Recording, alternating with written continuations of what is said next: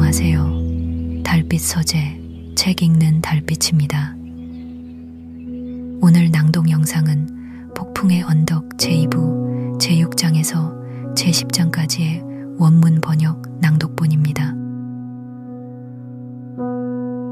이번 장들은 작품의 전환점이 되는 매우 중요한 구간입니다. 힌들리의 몰락과 함께 히스클리프의 신분이 추락하고 캐서린은 처음으로 그레인지의 세계를 경험하게 됩니다. 시간이 흐르며 두 사람의 관계는 점점 멀어지고 결국 캐서린은 에드거 린튼과의 결혼을 선택하게 되지요. 그러나 제10장에서 히스클리프가 갑작스럽게 돌아오면서 잠시 멈춰있던 운명의 수레바퀴가 다시 움직이기 시작합니다. 이 장면은 이후 모든 비극의 시발점이 됩니다.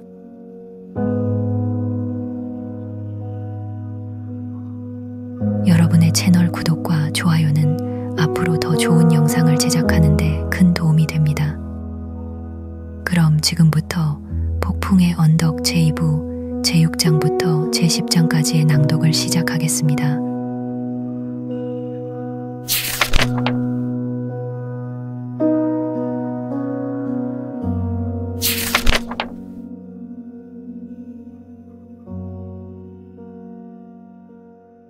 제6장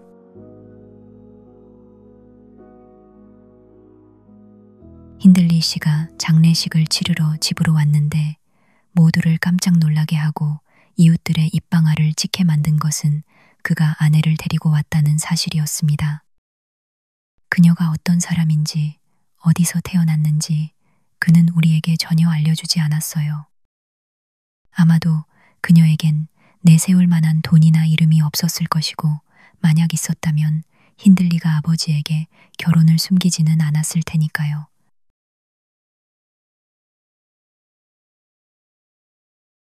그녀는 스스로 집안을 소란스럽게 할 만한 사람은 아니었습니다. 문턱을 넘는 순간부터 그녀의 눈에 들어온 모든 물건이 그녀를 기쁘게 했고 장례 준비와 조문객들의 존재를 제외하고는 그녀 주변에서 일어나는 모든 상황에 들떴죠. 저는 그녀가 그 시간 동안 보인 행동을 보고 반쯤 정신이 나갔다고 생각했습니다.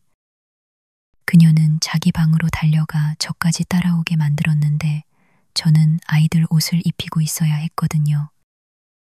그녀는 거기 앉아 몸을 떨며 손을 움켜쥐고 다들 갔나요? 하고 계속 물었습니다. 그러더니 검은색을 보는 것이 자신에게 얼마나 히스테리컬한 영향을 주는지 묘사하기 시작했고 깜짝 놀라 떨다가 마침내 울음을 터뜨렸습니다. 제가 무슨 일이냐고 묻자 그녀는 모르겠다면서 다만 죽는 것이 너무 무섭다고 답했어요. 저는 그녀가 저만큼이나 죽을 것 같지 않다고 생각했습니다. 그녀는 다소 마르긴 했지만 젊고 혈색이 좋았으며 눈은 다이아몬드처럼 빛났습니다. 물론 계단을 오를 때 숨을 헐떡이는 것, 작은 갑작스러운 소리에도 온몸을 떨며 흠칫하는 것, 그리고 때때로 성가시게 기침하는 것은 눈치챘지만 저는 이러한 증상들이 무엇을 의미하는지 몰랐고 그녀에게 동정심을 가질 마음도 없었습니다. 미스터 로구드, 저희는 대개 이방인들이 먼저 우리에게 잘해주지 않는 한 그들을 좋아하지 않거든요.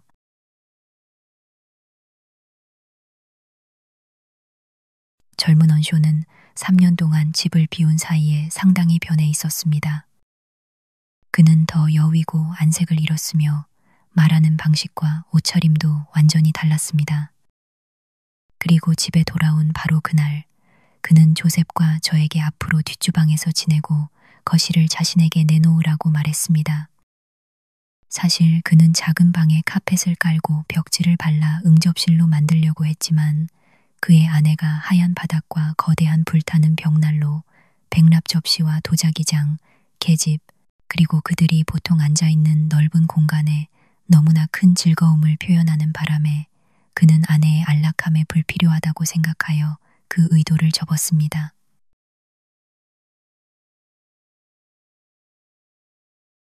그녀는 또한 새로 만난 사람들 중에서 캐서린이라는 여동생이 있다는 것에 기쁨을 표했고, 처음에는 캐서린에게 제잘거리고 입 맞추고 함께 뛰어다니며 많은 선물을 주었습니다. 하지만 그녀의 애정은 곧 시들해졌고 그녀가 신경질적으로 변하자 흔들리는 폭군이 되었습니다. 그녀가 히스클리프에 대한 불만을 드러내는 몇 마디 말만으로도 힌들리 안의 그 소년에 대한 해묵은 증오심이 모두 되살아나기에 충분했습니다. 그는 히스클리프를 가족들의 모임에서 하인들에게로 내쫓고 교구 목사의 교육도 박탈했으며 대신 밖에서 일해야 한다고 주장하며 농장의 다른 어떤 젊은이들만큼이나 힘들게 일하도록 강요했습니다.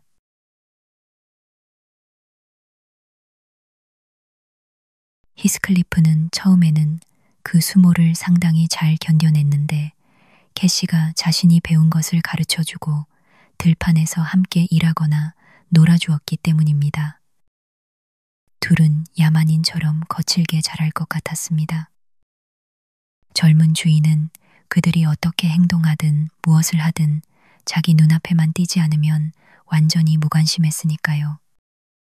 그는 심지어 일요일에 교회에 가는 것조차 신경 쓰지 않았을 테지만 조셉과 교구 목사가 그들이 결석했을 때 그의 부주의함을 꾸짖었기 때문에 그제야 히스클리프에게 매질을 하고 캐서린에게는 저녁 식사나 저녁밥을 굶으라고 명령했습니다. 하지만 그들의 주된 재미 중 하나는 아침에 황무지로 도망쳐 온종일 그곳에 머무는 것이었고 나중에 받는 벌은 그저 웃어넘길 일이 되었을 뿐입니다. 교구 목사가 캐서린에게 아무리 많은 장을 외우게 하고 조셉이 팔이 아플 때까지 히스클리프를 때려도 그들은 다시 함께 모이는 순간 모든 것을 잊었습니다. 적어도 어떤 못된 복수 계획을 꾸미는 순간 말이죠. 그리고 저는 그들이 매일 더 무모해지는 것을 지켜보며 그 불쌍한 아이들에게 제가 아직 지니고 있던 작은 영향력마저 잃을까 두려워 감히 한마디도 말 못하고 속으로 얼마나 많이 울었는지 모릅니다. 어느 일요일 저녁 시끄럽게 굴거나 비슷한 사소한 잘못 때문에 그들은 거실에서 쫓겨났는데 제가 그들을 저녁 식사에 부르러 갔을 때 그들을 어디서도 찾을 수 없었습니다. 우리는 집 위층 아래층 마당과 마구간을 모두 뒤졌지만 그들은 보이지 않았습니다. 마침내 흔들리는 화가 나서 문을 걸어 잠그라고 말하며 그날 밤에는 아무도 그들을 들여보내지 못하게 하겠다고 맹세했습니다. 식구들은 잠자리에 들었고 너무 걱정되어 누울 수 없었던 저는 창문을 열고 비가 오는데도 귀 기울여 들으려고 머리를 내밀었습니다. 그들이 돌아오기만 한다면 금지령에도 불구하고 그들을 들여보낼 작정이었죠. 잠시 후 저는 길을 따라 올라오는 발소리를 들었고 대문 너머로 등불의 빛이 어른거렸습니다. 저는 머리에 쇼를 두르고 달려가서 그들이 문을 두드려 주인님을 깨우는 것을 막으려 했습니다. 거기에 히스클리프가 혼자 있었습니다. 그를 혼자 보자 깜짝 놀랐습니다. 캐서린 아가씨는 어디 있니? 저는 다급하게 외쳤습니다. 무슨 사고라도 난 건 아니겠지?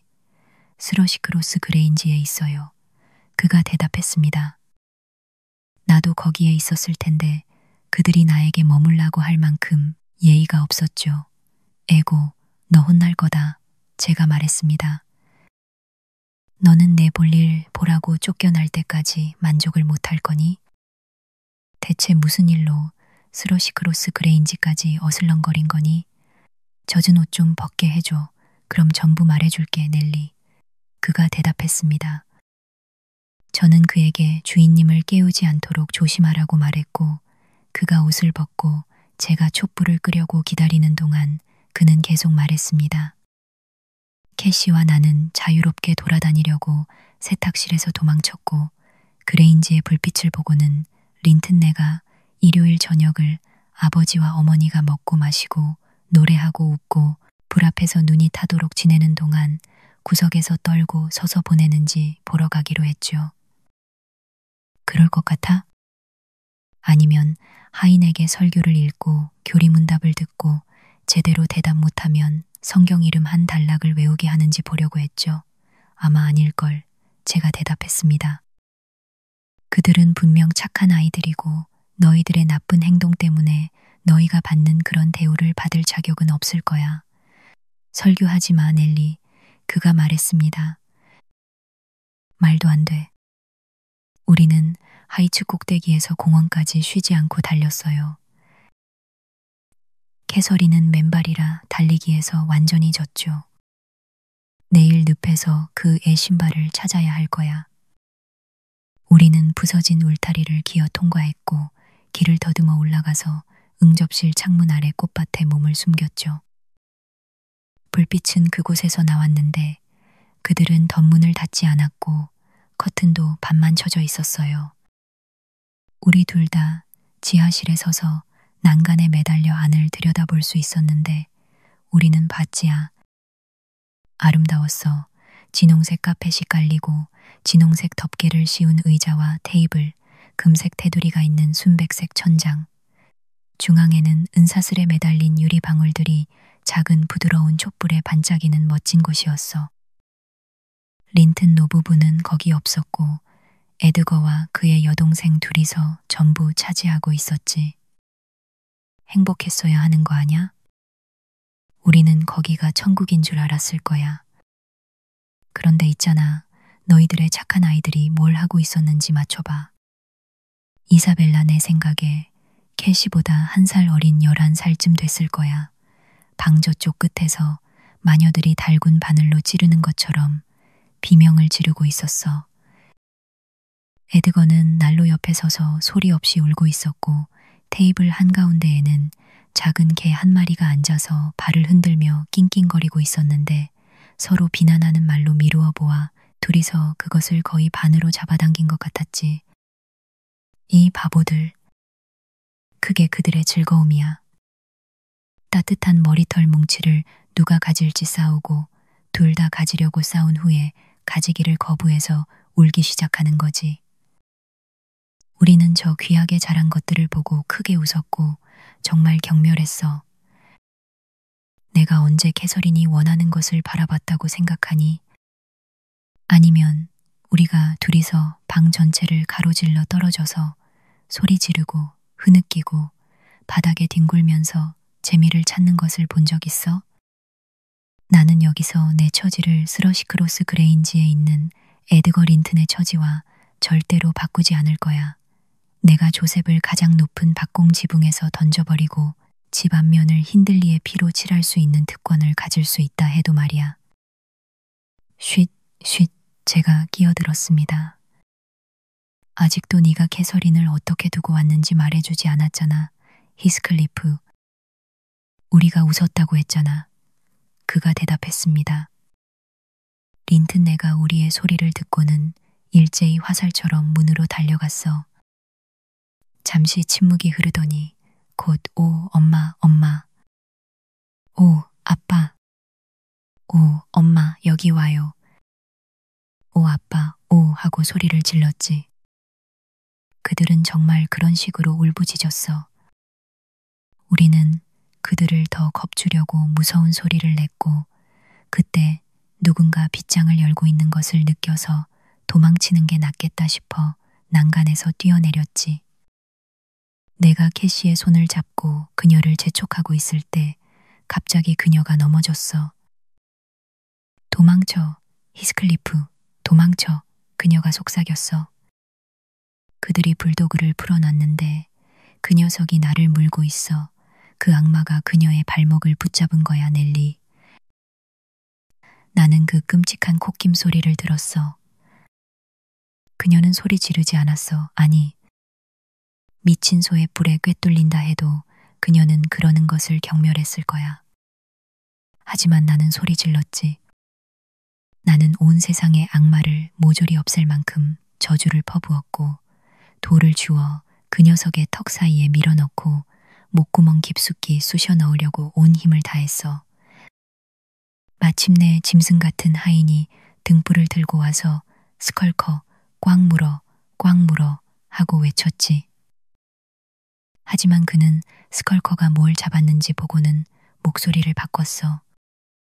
걔는 목이 졸려 떨어져 나갔고 그 거대한 보라색 혀는 입 밖으로 반 피트나 축 늘어졌고 늘어진 입술에서는 피 섞인 침이 흘러내리고 있었지. 그 남자가 캐시를 안아 올렸는데 그녀는 아파하고 있었어. 두려움 때문이 아니라 통증 때문이라는 것을 나는 확신해. 그가 그녀를 안고 들어갔고 나는 저주와 복수를 중얼거리며 따라갔어. 무슨 먹잇감이야, 로버트? 린튼이 현관에서 소리쳤지. 스컬커가 어린 소녀를 잡았습니다, 나리. 그가 대답했습니다. 그리고 여기 이 녀석이 있습니다. 그는 나를 붙잡으며 덧붙였지. 아주 불량해 보이는 녀석입니다. 아무래도 강도들이 우리 모두 잠들었을 때 창문으로 이들을 들여보내 문을 열게 한 다음 편안하게 우리를 살해하려 했을 것 같습니다. 이 입 더러운 도둑놈아, 입 닥쳐. 너는 이 일로 교수대에 갈 것이다. 린튼 나리, 총을 내려놓지 마십시오. 아냐, 아냐, 로버트. 그 늙은 바보가 말했지. 이 악당들이 어제가 내 월세 받는 날인 걸 알았어. 그들이 나를 교묘하게 잡으려고 한 거야. 들어와. 내가 그들을 맞이해 주겠어. 자, 존, 쇠사슬을 잠가. 스컬커에게 물 좀 줘, 제니. 이 요새에서 게다가 안식일에 치안 판사에게 대들다니. 이들의 오만함이 어디까지 갈까?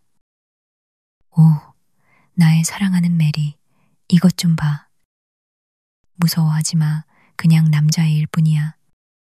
하지만 이 악당이 얼굴에 너무 분명히 험악함을 드러내고 있으니 그의 본성이 행동뿐만 아니라 얼굴에서도 드러나기 전에 당장 목매달아 버리는 것이 나라를 위한 친절 아닐까.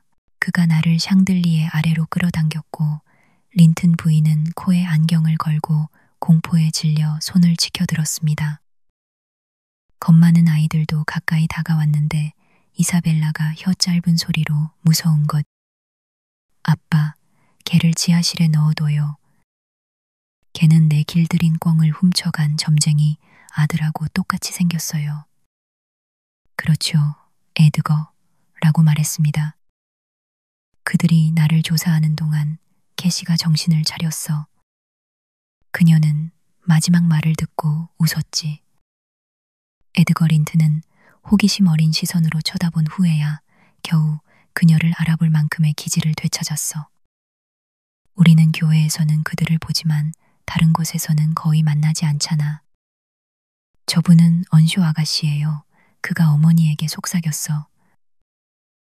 그리고 스컬커가 얼마나 심하게 물었는지 봐요. 발에서 피가 나고 있어요. 언쇼 아가씨라고? 말도 안 돼. 그 나이든 여주인이 소리쳤습니다. 언쇼 아가씨가 집시랑 시골을 쏘다닌다고. 그런데 얘야, 이 아이가 상복을 입고 있네.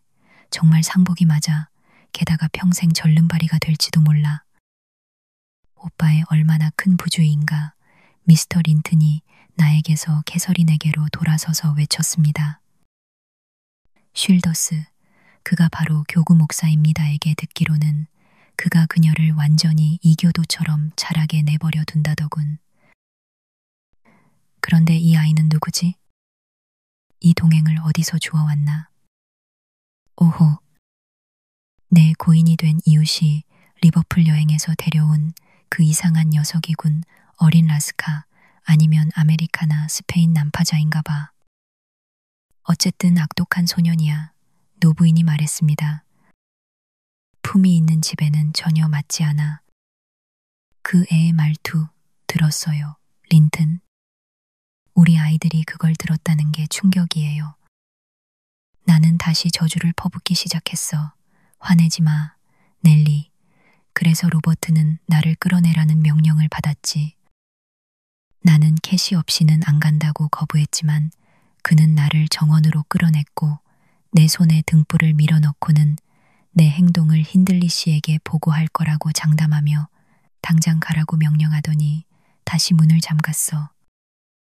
커튼은 여전히 한쪽 구석이 묶여 있었고 나는 스파이처럼 다시 자리를 잡았지. 왜냐하면 캐서린이 돌아오고 싶어 한다면 그들이 그녀를 내보내지 않는 한 나는 그들의 거대한 유리창을 산산조각 내버릴 작정이었거든. 그녀는 소파에 조용히 앉아 있었어. 린튼 부인은 우리가 몰래 나갈 때 빌린 우유잔은 하녀의 회색 망토를 벗겨내면서 아마도 고개를 흔들고 그녀를 타이르는 것 같았어. 그녀는 젊은 아가씨였고 그들은 그녀의 대우와 나의 대우를 차별했지. 그러자 하녀가 따뜻한 물이 담긴 대야를 가져와 그녀의 발을 씻겼고 미스터 린튼은 네거스 한 잔을 섞었고 이사벨라는 접시 가득한 케이크를 그녀의 무릎에 비워주었고 에드거는 멀찍이 서 넋을 잃고 바라보았어. 나중에 그들은 그녀의 아름다운 머리카락을 말리고 빗겨주었고 엄청나게 큰 슬리퍼 한 켤레를 신겨주고는 그녀를 불 옆으로 밀어주었어. 그리고 나는 그녀를 그곳에 두고 떠났지. 그녀는 아주 명랑하게 자신의 음식을 작은 개와 스컬커에게 나눠주었는데 스컬커가 먹을 때 코를 꼬집고 있었어. 그리고 린튼네 아이들의 공허한 파란 눈에 생기의 불꽃을 지피고 있었어. 그것은 그녀 자신의 매혹적인 얼굴에서 오는 희미한 반영이었지. 나는 그들이 멍청한 감탄으로 가득 찬 것을 보았어. 그녀는 그들보다 이 세상의 모든 사람보다 비교할 수 없을 만큼 우월하지 않니, 넬리? 네가 생각하는 것보다 이 일에 더 많은 것이 걸려 있을 거다. 제가 대답하며 그를 덮어주고 불을 껐습니다. 너는 구제불능이야, 히스클리프. 그리고 힌들리 씨는 극단적인 조치를 취해야 할 거야. 두고 보렴. 제 말은 제가 바라던 것보다 더 사실이 되었습니다. 그 불행한 사건은 언쇼를 격노하게 만들었습니다. 그리고 상황을 수습하기 위해 미스터 린튼이 다음 날 직접 우리를 방문하여 젊은 주인에게 가족을 지도하는 방식에 대해 심하게 훈계했고 그는 진심으로 주변을 돌아보게 되었습니다. 히스클리프는 매를 맞지는 않았지만 캐서린 아가씨에게 말을 거는 첫마디가 해고로 이어질 것이라고 들었습니다. 그리고 언쇼 부인은 캐서린이 집으로 돌아왔을 때 그녀의 올케를 적절하게 통제하기로 맡았는데 강압이 아닌 술책을 사용해서였죠. 강압으로는 불가능하다는 것을 그녀도 알았을 테니까요.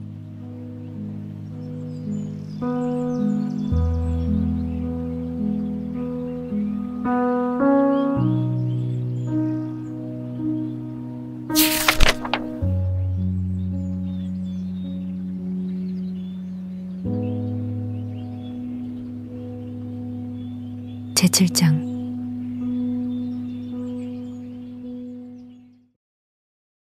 캐시는 크리스마스까지 5주 동안 스러시크로스 그레인지에 머물렀습니다.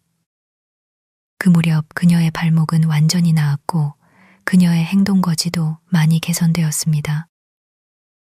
그레인지의 안주인은 그동안 자주 그녀를 찾아와 새 옷과 칭찬으로 그녀의 자존감을 높이는 개혁 계획을 시작했고 캐시는 그것을 기꺼이 받아들였습니다. 그래서 집 안으로 뛰어들어 우리 모두를 숨막히게 껴안던 야생의 모자 없는 어린 야만인이 아니라 깃털 달린 비버털 모자 아래로 갈색 곱슬머리를 늘어뜨리고 넉넉한 긴 천의 승마복을 두 손으로 잡고서 우아하게 걸어 들어오는 매우 품위 있는 사람이 잘생긴 검은 조랑말에서 내렸습니다. 힌들리는 기뻐서 소리치며 그녀를 말에서 들어 올렸습니다. 아니, 캐시, 너 완전히 미인이 됐구나. 널 거의 못 알아볼 뻔했어. 이제 숙녀 같구나. 이사벨라 린트는 너에게 비교도 안 돼. 그렇지, 프랜시스. 그의 아내는 이사벨라에게는 캐서린의 타고난 장점은 없죠. 하지만 여기서 다시 거칠어지지 않도록 조심해야 할 거예요. 엘렌, 캐서린 아가씨가 겉옷을 벗는 것을 도와줘요. 잠깐, 얘야, 머리 모양 망치겠어. 내가 모자를 풀어줄게 라고 대답했습니다.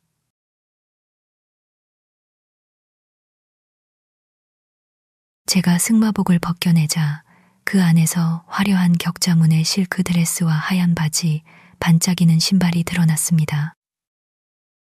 개들이 튀어나와 그녀를 환영하자 그녀의 눈은 기쁨으로 반짝였지만 그녀는 자신의 화려한 옷에 개들이 달려들어 더럽힐까봐 감히 그들을 만지지도 못했습니다. 그녀는 저에게 부드럽게 키스했는데 저는 크리스마스 케이크를 만드느라 온통 밀가루 투성이어서 그녀가 저를 껴안지는 못했을 것입니다. 그리고 나서 그녀는 히스클리프를 찾으려고 주위를 둘러보았습니다. 힌들리 부부는 그들의 재회가 두 친구를 떼어놓으려는 희망에 어떤 근거를 제공할지 판단하기 위해 초조하게 그 광경을 지켜보았습니다.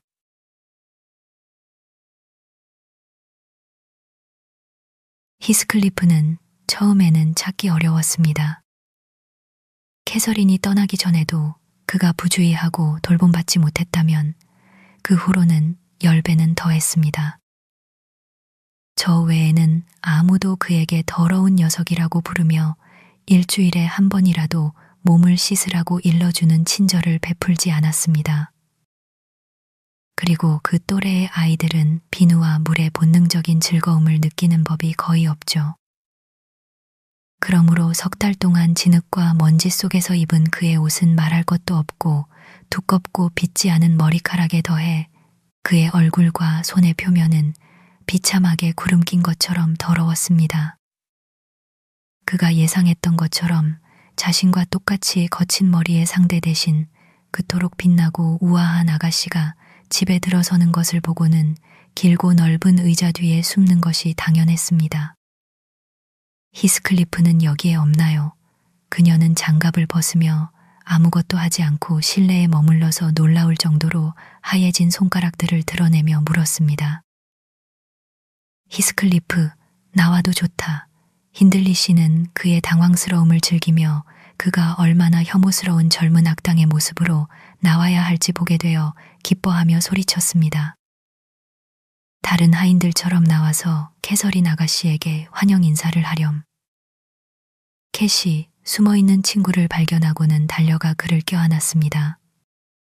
그녀는 그의 뺨에 순식간에 7, 8번 키스하더니 멈춰서 뒤로 물러나더니 웃음을 터뜨리며 외쳤습니다. 어머, 너 왜 이렇게 새까맣고 심술궂게 보여? 그리고 왜 이렇게 우스꽝스럽고 험상궂니? 하지만 그건 내가 에드거와 이사벨라 린튼에게 익숙해져서 그래. 그런데 히스클리프, 나를 잊었니?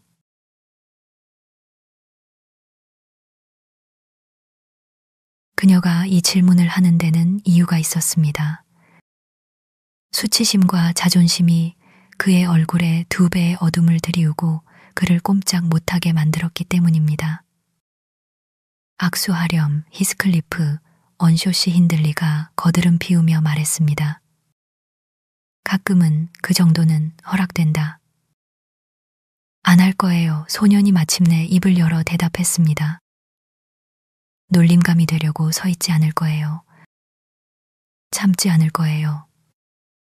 그는 그 자리를 박차고 나가려 했지만 캐시 아가씨가 그를 다시 붙잡았습니다. 널 놀리려던 게 아니었어. 그녀가 말했습니다. 나도 모르게 웃음이 나왔어. 히스클리프, 적어도 악수는 해. 왜 심술을 부려? 그냥 내 모습이 이상해 보였을 뿐이야.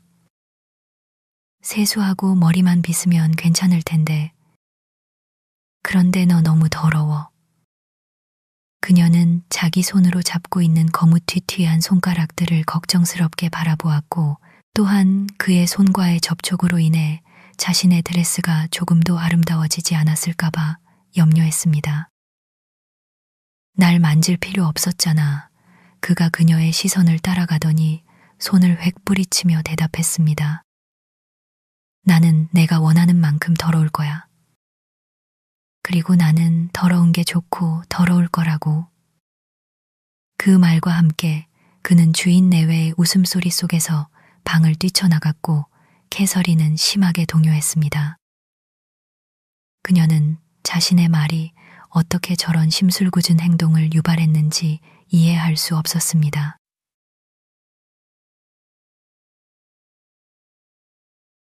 저는 새로운 손님을 위해 하녀 역할을 하고 케이크를 오븐에 넣고 크리스마스 이브에 걸맞게 큰 불로 집과 부엌을 활기차게 만든 후에 혼자 캐럴을 부르며 즐기려고 앉을 준비를 했습니다. 조셉이 제가 선택한 명랑한 곡들을 세속적인 노래에 가깝다고 여긴다는 그의 주장에는 신경 쓰지 않았습니다. 그는 자기 방으로 물러가 개인 기도를 드리고 있었고 힌들리 부부는 캐서린이 린튼네 아이들에게 감사 표시로 줄 수 있도록 사다 놓은 이것저것 즐거운 자잘한 물건들로 캐서린의 주의를 끌고 있었습니다. 그들은 린튼네 아이들을 다음날 워더링 하이츠에서 보내도록 초대했고 그 초대는 한 가지 조건 하에 수락되었습니다. 린튼 부인은 자신들의 사랑스러운 아이들이 그 못된 욕쟁이 소년과 조심스럽게 떨어져 있게 해달라고 간청했습니다.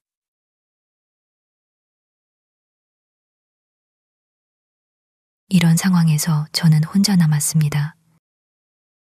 저는 데워지는 향신료의 진한 냄새를 맡았고 반짝이는 부엌 용품들, 호랑가시 나무로 장식된 윤이 나는 시계, 저녁 식사용으로 데운 맥주를 채울 준비가 된 쟁반 위의 은잔들, 그리고 무엇보다도 제가 특별히 신경 쓴 닦고 잘 쓸어놓은 바닥에 티끌 하나 없는 깨끗함에 감탄했습니다.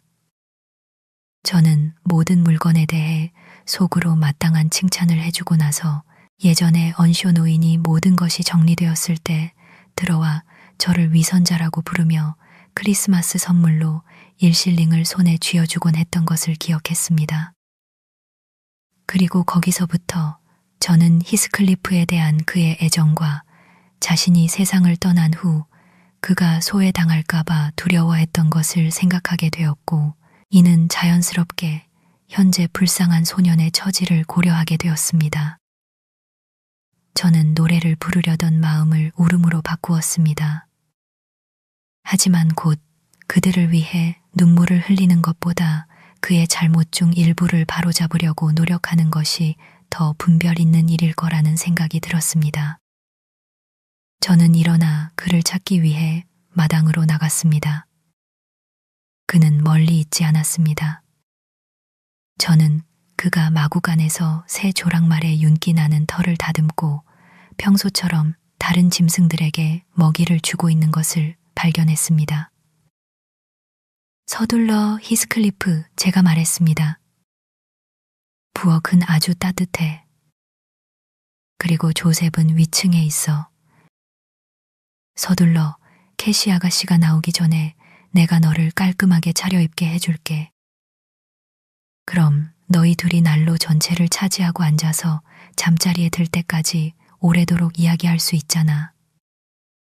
그는 하던 일을 계속했고 저에게 고개를 돌리지 않았습니다. 이봐 올 거니? 제가 계속 말했습니다. 너희 둘 각각을 위한 작은 케이크가 있어 거의 충분할 거야.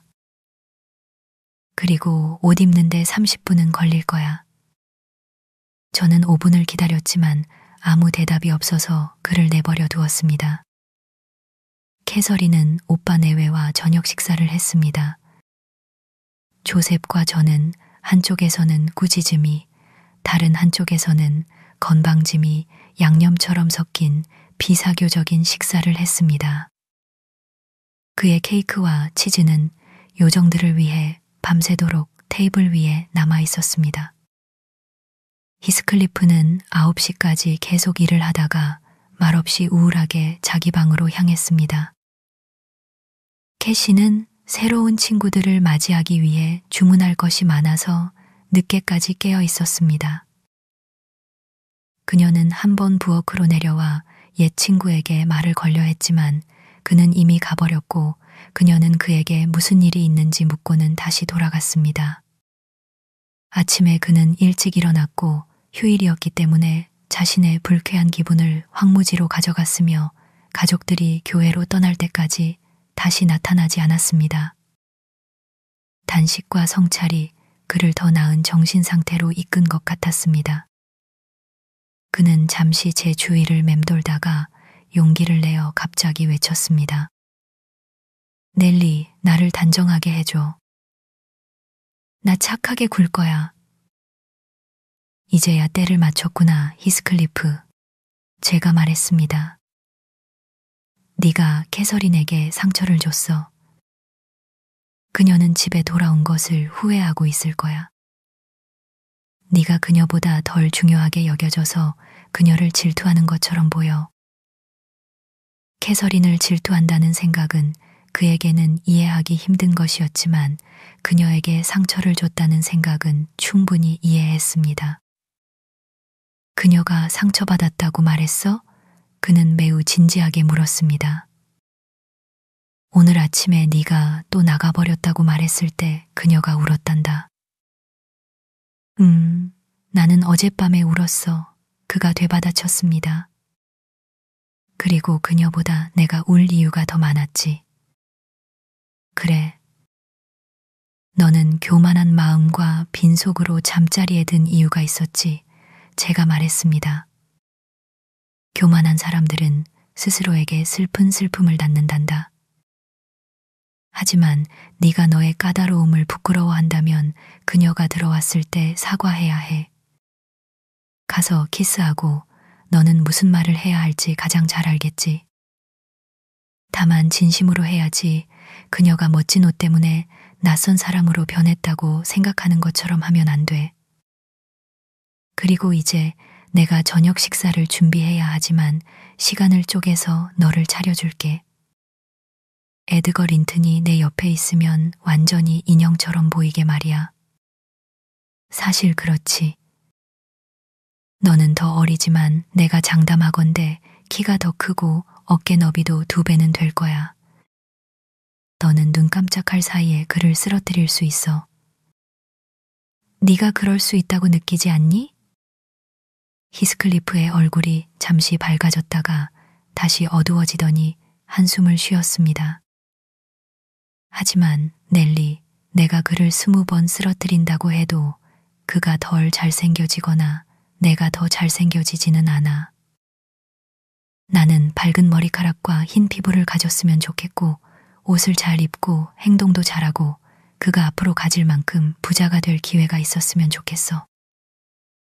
그리고 시도 때도 없이 엄마를 찾고 제가 덧붙였습니다. 시골 소년이 주먹을 들어 올리면 벌벌 떨고 비가 온다고 온종일 집에 앉아 있을 사람을 말이야. 오, 히스클리프, 너는 비열한 정신을 보이고 있구나. 거울로 와서 네가 무엇을 바라야 하는지 보여줄게.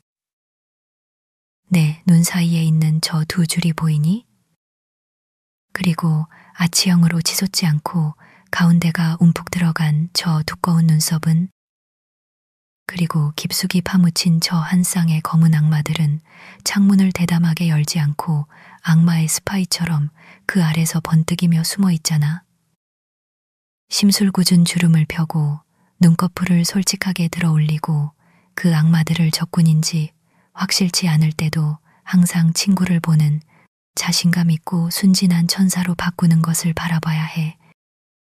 자기가 받는 발길질이 마땅하다고 아는 것 같으면서도 그 고통 때문에 세상을 그리고 발로 찬 사람까지 미워하는 심술궂은 잡종개 같은 표정을 짓지 마. 다시 말해, 나는 에드거 린튼의 커다란 파란 눈과 고든 이마를 바라야 한다는 거군요. 그가 대답했습니다. 나는 바라요. 하지만 그게 나에게 도움이 되진 않을 거예요. 착한 마음은 너를 아름다운 얼굴로 이끌어줄 거야, 얘야. 제가 계속 말했습니다. 내가 완전히 새까만 사람이라도 말이야.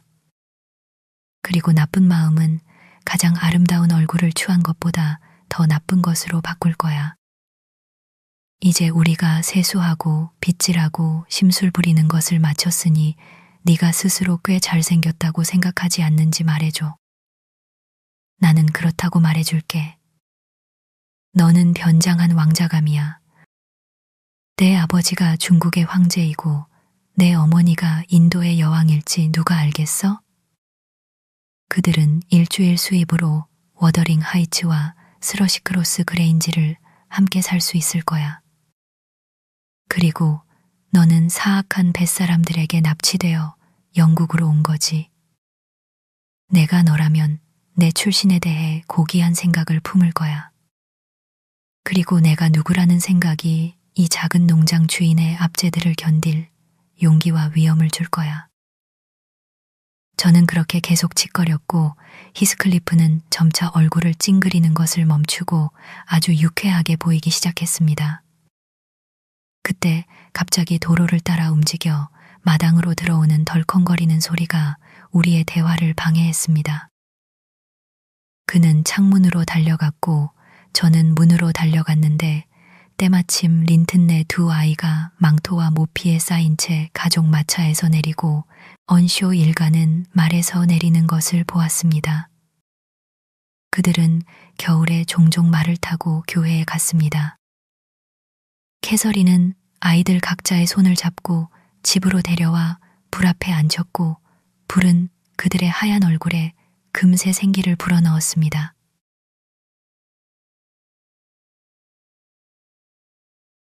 저는 제 친구에게 이제 서둘러서 그의 상냥한 기분을 보여주라고 재촉했고 그는 기꺼이 따랐습니다. 하지만 공교롭게도 그가 한쪽에서 부엌으로 통하는 문을 열었을 때 힌들리도 다른 쪽에서 문을 열었습니다. 둘은 마주쳤고 힌들리 주인은 그가 깨끗하고 명랑한 것을 보고 짜증이 났거나 아니면 린튼 부인에게 한 약속을 지키고 싶었는지 그를 갑자기 밀쳐내며 화를 내며 조셉에게 이 녀석을 방에서 내보내 저녁 식사가 끝날 때까지 다락방으로 보내. 잠깐이라도 혼자 두면 파이 속에 손가락을 쳐넣고 과일을 훔칠 거야 라고 명령했습니다. 안 돼요, 나리. 저는 대답하지 않을 수 없었습니다. 이 애는 아무것도 건드리지 않을 거예요. 그리고 우리처럼 이 애도 맛있는 음식은 나눠 먹어야 한다고 생각해요. 어둠이 내릴 때까지 아래층에서 잡히면 내 손으로 맛을 보여줄 것이다. 힌들리가 소리쳤습니다. 당장 꺼져. 이 방랑자야. 뭐야? 멋쟁이 흉내라도 내려는 거냐? 내가 저 우아한 머리카락을 잡을 때까지 기다려봐. 내가 좀 더 길게 뽑아주지 않나 봐라. 이미 충분히 길어요. 린튼 도련님이 문틈으로 엿보며 말했습니다. 머리가 아프지 않은지 궁금해요. 마치 망아지 갈기처럼 눈을 덮고 있잖아요. 그는 모욕할 의도 없이 이 말을 가미했습니다. 하지만 히스클리프의 격렬한 본성은 그가 이미 라이벌처럼 미워하는 듯 했던 사람에게서 건방진 태도를 보이는 것을 참아낼 준비가 되어 있지 않았습니다. 그는 잡히는 대로 처음 집어든 뜨거운 애플 소스 수프 접시를 잡고는 그것을 말을 한 사람의 얼굴과 목에 정통으로 던졌습니다. 에드거는 즉시 비명을 질렀고 이사벨라와 캐서린이 급히 그곳으로 달려왔습니다. 언쇼씨 힌들리는 즉시 범인을 낚아채 그의 방으로 데려갔습니다.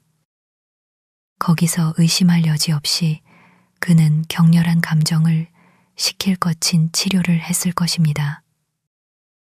왜냐하면 그가 돌아왔을 때 얼굴이 붉고 숨을 헐떡였기 때문입니다. 저는 행주를 가져와서 다소 짓궂게 에드거의 코와 입을 문지르며 참견한 것이 당연한 벌이라고 단언했습니다. 그의 여동생은 울면서 집에 가고 싶어 하기 시작했고 캐시는 모두 때문에 얼굴을 붉히며 당황한 채 옆에 서 있었습니다. 너 그에게 말을 걸지 말았어야지. 그녀는 린튼 도련님에게 따지듯이 말했습니다. 그는 기분이 안 좋았고 이제 내 방문을 망쳐버렸잖아. 그리고 그는 매를 맞을 거야. 나는 그가 매 맞는 것이 싫어. 나 저녁 먹을 수 없어. 왜 그에게 말을 걸었어, 에드거? 나는 안 그랬어. 소녀는 제 손에서 벗어나 깨끗한 명주 손수건으로 나머지 정화 작업을 끝내며 흐느꼈습니다. 나는 엄마에게 그에게 한마디도 하지 않겠다고 약속했고 안 했어. 울지 마. 캐서린이 경멸하듯이 대답했습니다. 너 안 죽었잖아. 더 이상 말썽 피우지 마. 우리 오빠가 오고 있어. 조용히 해. 쉿, 이사벨라. 누가 너를 다치게 했니? 자, 얘들아, 자리에 앉아. 힌들리가 부산하게 들어오며 소리쳤습니다. 저 짐승 같은 녀석이 나를 기분 좋게 달구어 주었군. 다음번엔 에드거 도련님, 법을 직접 주먹으로 해결하세요. 그럼 식욕이 생길 겁니다. 작은 일행은 향긋한 잔치를 보고 평정을 되찾았습니다. 그들은 말을 타고 와서 배가 고팠고 실제로 해를 입은 것은 없었기 때문에 쉽게 위로받았습니다. 언쇼 씨는 푸짐하게 접시를 채워주었고 안주인은 활기찬 대화로 그들을 즐겁게 해주었습니다. 저는 그녀의 의자 뒤에서 시중을 들면서 캐서린이 마른 눈과 무관심한 표정으로 그녀 앞에 놓인 거위 날개를 잘라먹기 시작하는 것을 보고 마음이 아팠습니다. 정없는 아이 같으니 저는 속으로 생각했습니다. 어떻게 그녀는 오랜 놀이 친구의 고통을 저렇게 가볍게 치워버릴까? 그녀가 저렇게 이기적일 거라고는 상상도 못했어. 그녀는 한 입을 입술로 가져갔다가 다시 내려놓았습니다. 그녀의 뺨은 붉어졌고 눈물이 그 위로 왈칵 쏟아졌습니다. 그녀는 포크를 바닥에 떨어뜨리고 서둘러 자신의 감정을 숨기기 위해 식탁보 밑으로 몸을 숙였습니다. 저는 그녀를 오래도록 정없다고 부르지 않았습니다. 왜냐하면 저는 그녀가 하루 종일 연옥에 있었으며 혼자 있을 기회를 찾거나 주인이 가두어 버린 히스클리프를 방문할 기회를 찾느라 힘들어하고 있다는 것을 깨달았기 때문입니다. 제가 그에게 몰래 음식을 가져다 주려 했을 때 그 사실을 알게 되었습니다.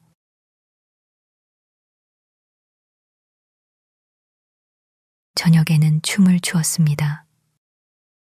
캐시는 이사벨라 린튼에게 파트너가 없으니 그를 그때 풀어달라고 간청했지만 그녀의 간청은 헛되었고 제가 그 부족한 자리를 채우도록 지정되었습니다. 우리는 운동의 흥분 속에서 모든 우울함을 떨쳐냈고 기머튼 악단이 나팔, 트롬본, 클라리넷, 바순, 프렌치 호른, 그리고 베이스 비올 외에 가수들까지 포함하여 15명의 강력한 규모로 도착하여 우리의 즐거움은 더욱 커졌습니다. 그들은 모든 존경받는 집들을 돌아다니며 매년 크리스마스에 기부금을 받고 우리는 그들의 연주를 듣는 것을 최고의 대접으로 여겼습니다. 평소에 캐럴을 부른 후 우리는 그들에게 노래와 합창곡을 연주하게 했습니다. 언쇼 부인은 음악을 좋아했고 그래서 그들은 우리에게 풍성한 연주를 들려주었습니다.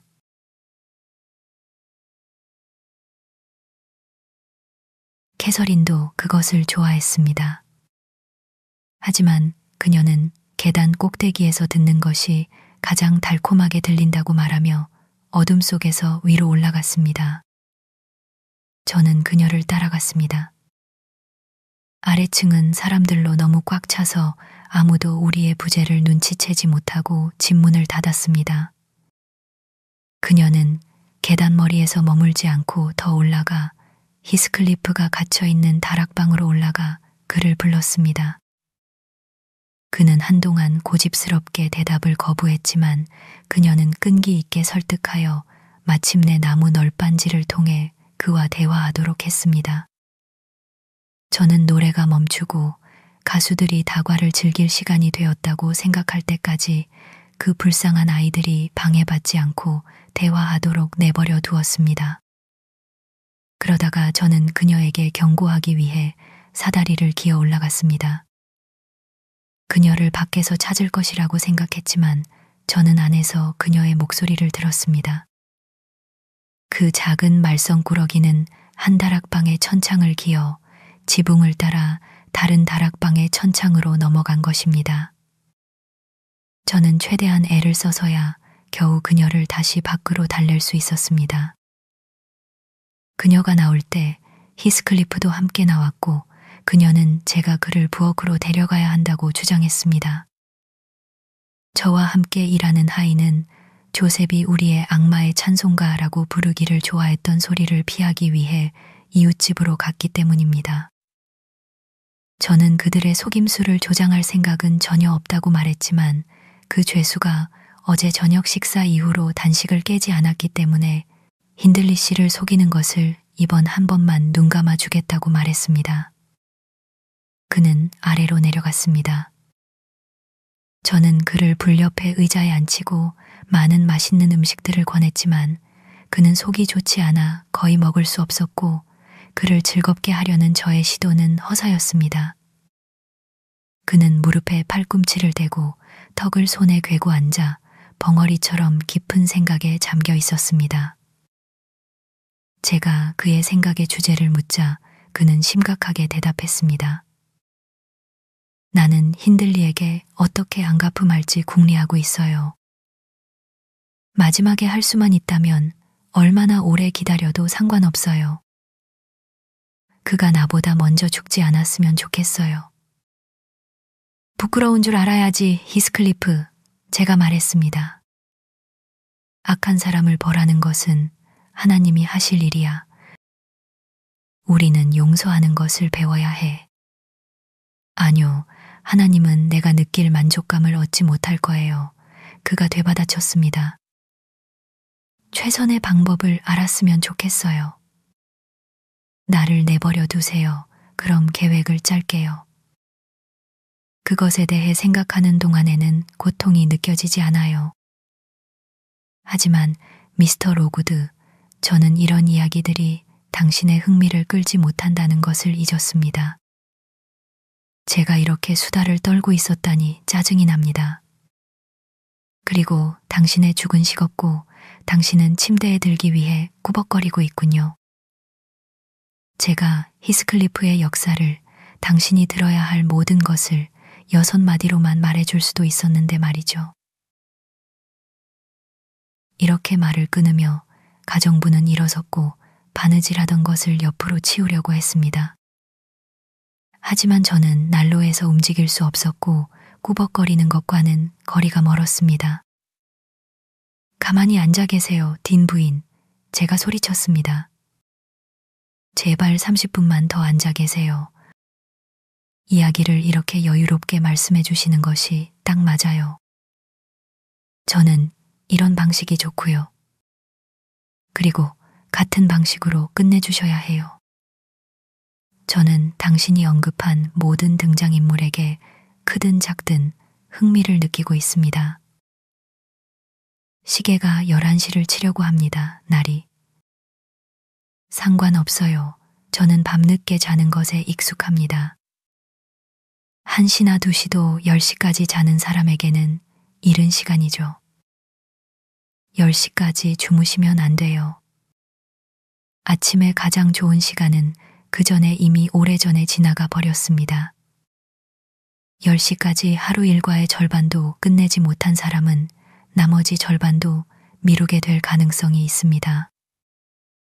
그럼에도 불구하고 딘 부인 자리에 다시 앉으세요. 왜냐하면 저는 내일 오후까지 밤을 연장할 작정이니까요. 저는 최소한 지독한 감기에 걸릴 거라고 예측하고 있습니다. 그러지 않기를 바랍니다, 나리. 좋아요. 하지만 저에게 약 3년을 건너뛸 수 있도록 허락해 주셔야 합니다. 그 기간 동안 언쇼 부인은 안 돼요, 안 돼. 그런 건 일절 허락하지 않을 겁니다. 당신은 혼자 앉아 있을 때 앞에 깔린 깔개 위에서 고양이가 새끼 고양이의 털을 핥는 것을 너무나 열심히 지켜보면서 고양이가 한쪽 귀를 무시하고 핥지 않으면 심하게 기분이 상할 정도의 그런 마음 상태를 아시나요? 끔찍하게 게으른 마음 상태라고 말해야겠네요. 오히려 지루할 정도로 활동적인 상태입니다. 지금 제가 그렇습니다. 그러니 세세하게 계속해 주세요. 저는 이 지역 사람들이 도시 사람들에 비해 감옥에 있는 거미가 오두막에 있는 거미에 비해 각 거주자에게 갖는 가치와 같은 것을 얻는다고 생각합니다. 하지만 이 깊어진 매력은 전적으로 보는 사람의 상황 때문만은 아닙니다. 그들은 정말로 더 진지하게, 더 자신들의 내면에서 살아가며 겉모습, 변화, 그리고 시시콜콜한 외적인 것들에는 덜 신경 씁니다. 저는 여기서 삶에 대한 애정이 거의 가능하다고 상상할 수 있는데, 저는 1년 이상 지속되는 어떤 사랑도 믿지 않는 확고한 불신자였습니다. 한 상태는 배고픈 사람을 단 하나의 요리 앞에 앉혀서 그가 모든 식욕을 집중하고 그것을 제대로 즐기게 하는 것과 같습니다. 다른 상태는 그를 프랑스 요리사들이 차려놓은 테이블로 안내하는 것과 같습니다. 그는 전체에서 똑같이 많은 즐거움을 얻을 수 있겠지만 각각의 부분은 그의 관심과 기억 속에서는 단지 원자에 불과합니다. 오! 저희도 다른 곳과 마찬가지예요. 저희를 알게 되시면요. 딘 부인은 제 말에 다소 당황하며 말했습니다. 신뢰합니다. 제가 대답했습니다. 좋은 친구인 당신은 그 주장에 대한 놀라운 증거입니다. 사소한 몇 가지 지방색을 제외하고는 제가 당신의 계층 특유의 것으로 여기던 행동 방식의 흔적이 전혀 없습니다. 저는 당신이 일반적인 하인들이 생각하는 것보다 훨씬 더 많이 생각했을 거라고 확신합니다. 당신은 어리석은 잡동사니로 인생을 낭비할 기회가 부족했기 때문에 당신의 사색적인 능력을 키우도록 강요받은 것입니다. 딘 부인은 웃었습니다.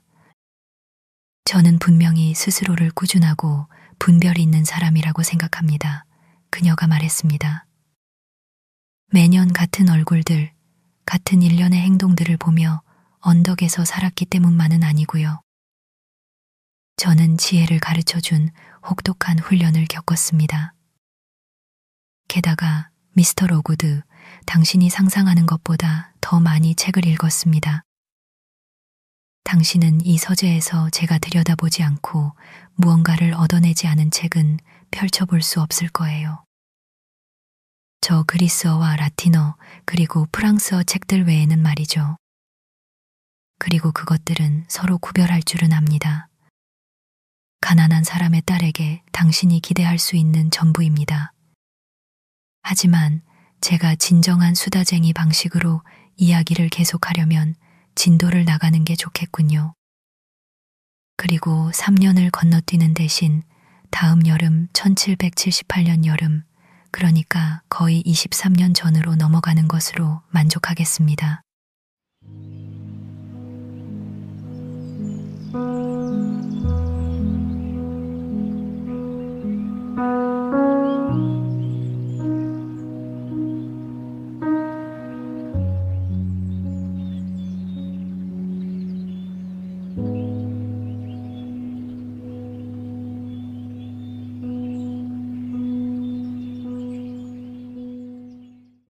제8장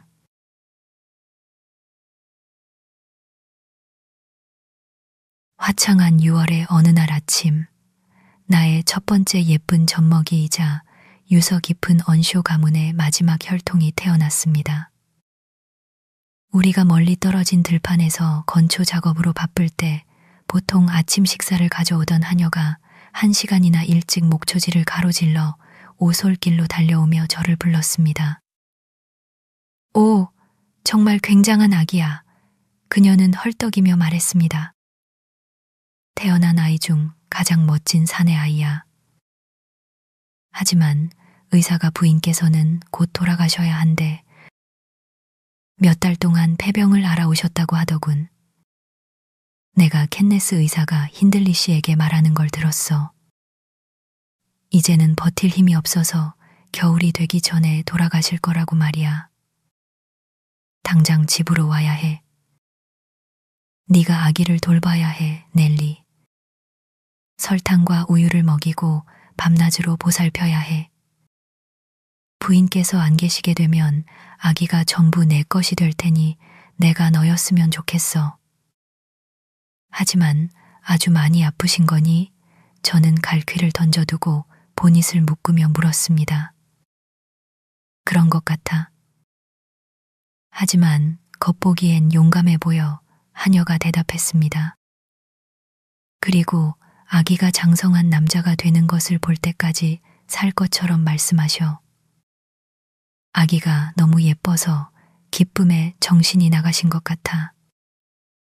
내가 그분이라면 절대로 죽지 않을 거야. 캔네스 의사 말은 무시하고 아기를 보는 것만으로도 나아질 게 분명해. 나는 의사에게 정말 화가 났어. 저 부인이 그 천사 같은 아기를 주인님에게 안겨드렸는데 주인님의 얼굴이 막 환해지기 시작했을 때 그 늙은 불길한 예언자가 앞으로 나서서 이렇게 말했지. 언쇼, 부인이 아드님을 남기고 떠나게 된 것은 축복입니다. 그녀가 왔을 때부터 오래 못 사실 거라고 확신했습니다. 이제 솔직히 말씀드리지만 아마도 겨울이 그녀를 끝낼 것입니다. 너무 괴로워하거나 걱정하지 마십시오. 어쩔 수 없는 일입니다. 게다가 저렇게 성급하고 연약한 아가씨를 선택하신 것은 현명하지 못했습니다. 주인님은 뭐라고 대답하셨니? 제가 물었습니다. 욕설을 하신 것 같아. 하지만 나는 아기를 보려고 애쓰느라 주인님 말에 신경 쓰지 않았지. 그리고 그녀는 다시 열광적으로 아기를 묘사하기 시작했습니다. 저도 그녀만큼이나 열성적이어서 힌들리 씨 때문에 마음은 아팠지만 감탄하기 위해 서둘러 집으로 향했습니다. 그의 마음속에는 두 우상, 아내와 자기 자신만이 자리 잡고 있었습니다. 그는 둘 다 매우 아끼고 한 명은 숭배했기에 저는 그가 그 상실을 어떻게 견딜지 상상할 수 없었습니다. 워더링 하이츠에 도착했을 때 힌들리는 현관 앞에 서 있었습니다. 안으로 지나가면서 저는 아기는 어떤가요? 라고 물었습니다. 거의 뛰어다닐 준비가 됐지, 넬. 그는 쾌활하게 웃으며 대답했습니다. 그리고 안주인은요? 제가 조심스럽게 물었습니다. 의사가 말하길. 빌어먹을 의사. 그는 얼굴을 붉히며 말을 끊었습니다. 프랜시스는 아주 괜찮아. 다음 주 이맘때쯤이면 완벽하게 나을 거야. 위층으로 가니? 그녀에게 내가 갈 거라고 전해주겠니? 단, 말을 하지 않겠다고 약속해야 해. 그녀가 입을 다물지 않아서 내가 나왔어. 그녀는 조용히 해야 해. 캔네스 씨가 조용히 해야 한다고 말한다고 전해줘. 저는 이 메시지를 언쇼 부인에게 전했습니다. 그녀는 들뜬 기분이었고 즐겁게 대답했습니다. 나는 한마디도 안 했어, 엘렌. 그런데도 그는 2번이나 울면서 나갔잖아. 좋아, 내가 말을 안 하겠다고 약속한다고 전해줘. 하지만 그를 비웃지 않을 의무는 없다고 해.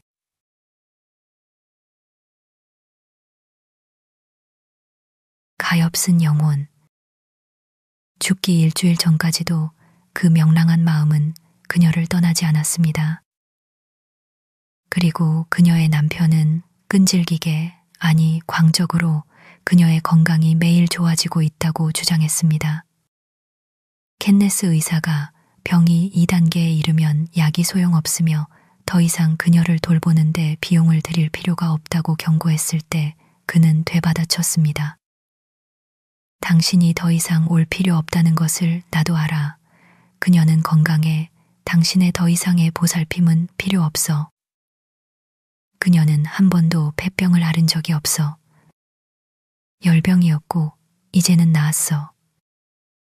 그녀의 맥박은 이제 내 맥박만큼 느리고 그녀의 뺨은 차가워.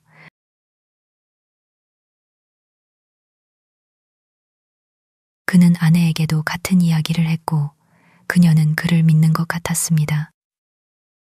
하지만 어느 날 밤 내일 일어날 수 있을 것 같다고 말하며 그의 어깨에 기대어 있던 중 아주 가벼운 기침 발작이 그녀를 덮쳤습니다. 그가 그녀를 팔에 안아 올리자 그녀는 두 손으로 그의 목을 감쌌고 얼굴이 변하더니 숨을 거두었습니다.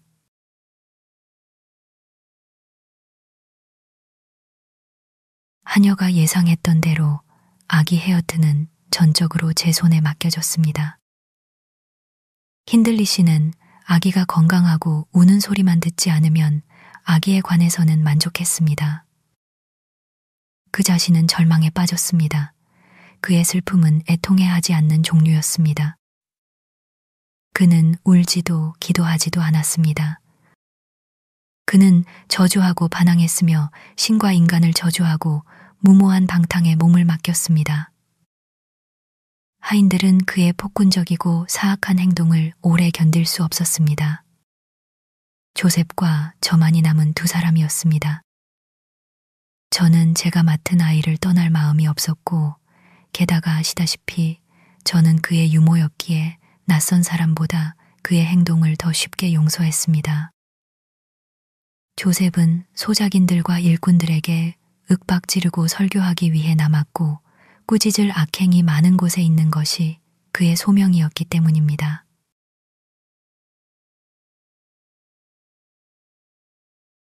주인님의 나쁜 행동과 나쁜 친구들은 캐서린과 히스클리프에게 훌륭한 본보기가 되었습니다.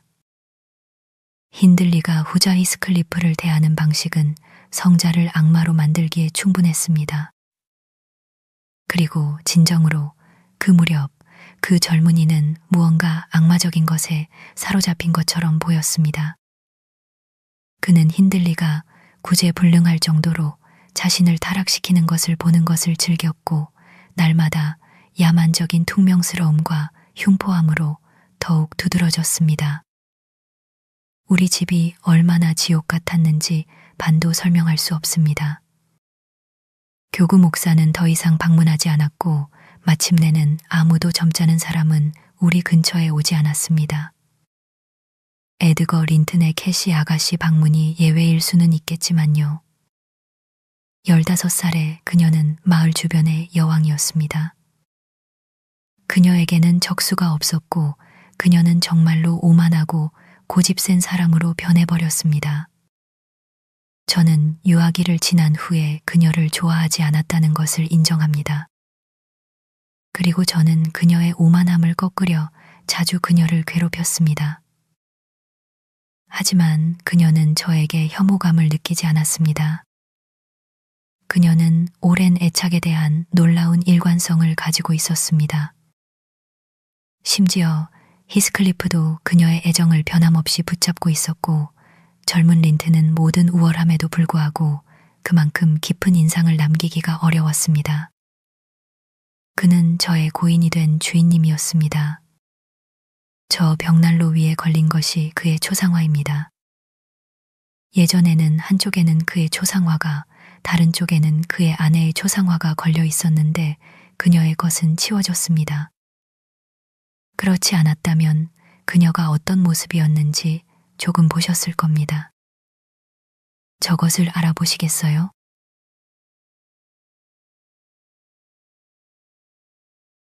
딘 부인이 촛불을 들어 올렸고 저는 워더링 하이츠에 있는 젊은 아가씨를 매우 닮았지만 표정이 더 사려 깊고 상냥한 부드러운 얼굴을 식별했습니다. 그것은 달콤한 그림을 형성했습니다. 긴 금발 머리카락이 관자놀이에서 살짝 곱슬거렸고 눈은 크고 진지했으며 몸매는 거의 너무 우아했습니다. 저는 캐서린 언쇼가 그런 사람 때문에 첫 친구를 잊을 수 있었다는 것에 놀라지 않았습니다. 저는 그의 인격에 걸맞은 정신을 가진 그가 캐서린 언쇼에 대한 저의 생각을 좋아할 수 있었다는 것에 크게 놀랐습니다. 매우 기분 좋은 초상화군요. 제가 가정부에게 말했습니다. 실물과 닮았나요? 네, 그녀가 대답했습니다. 하지만 활기 있을 때는 더 멋있었어요. 저것은 그의 평상시 모습이에요. 전반적으로 기백이 부족했죠. 캐서린은 5주 동안 린튼가에서 지낸 이후로 그들과의 교제를 계속 유지했습니다. 그들과 함께 있을 때는 자신의 거친 면을 보여줄 유혹이 없었고 변함없는 예의를 경험한 곳에서 무례하게 구는 것을 부끄러워할 줄 알았기 때문에 그녀는 자신의 천진난만한 다정함으로 린튼 노부부를 무심코 속였고 이사벨라의 감탄과 그녀 오빠의 마음과 영혼을 얻었습니다. 이 획득들은 처음부터 그녀를 우쭐하게 만들었습니다. 그녀는 야망으로 가득 차 있었고 어느 누구도 속일 의도는 없었지만 이중적인 성격을 갖게 되었습니다. 히스클리프가 저속한 젊은 악당이자 짐승만도 못한 놈이라고 불리는 곳에서는 그처럼 행동하지 않도록 조심했습니다. 하지만 집에서는 비웃음만 살 공손함을 실천하거나 칭찬도 공로도 가져다 주지 않을 거친 본성을 억제할 마음이 거의 없었습니다.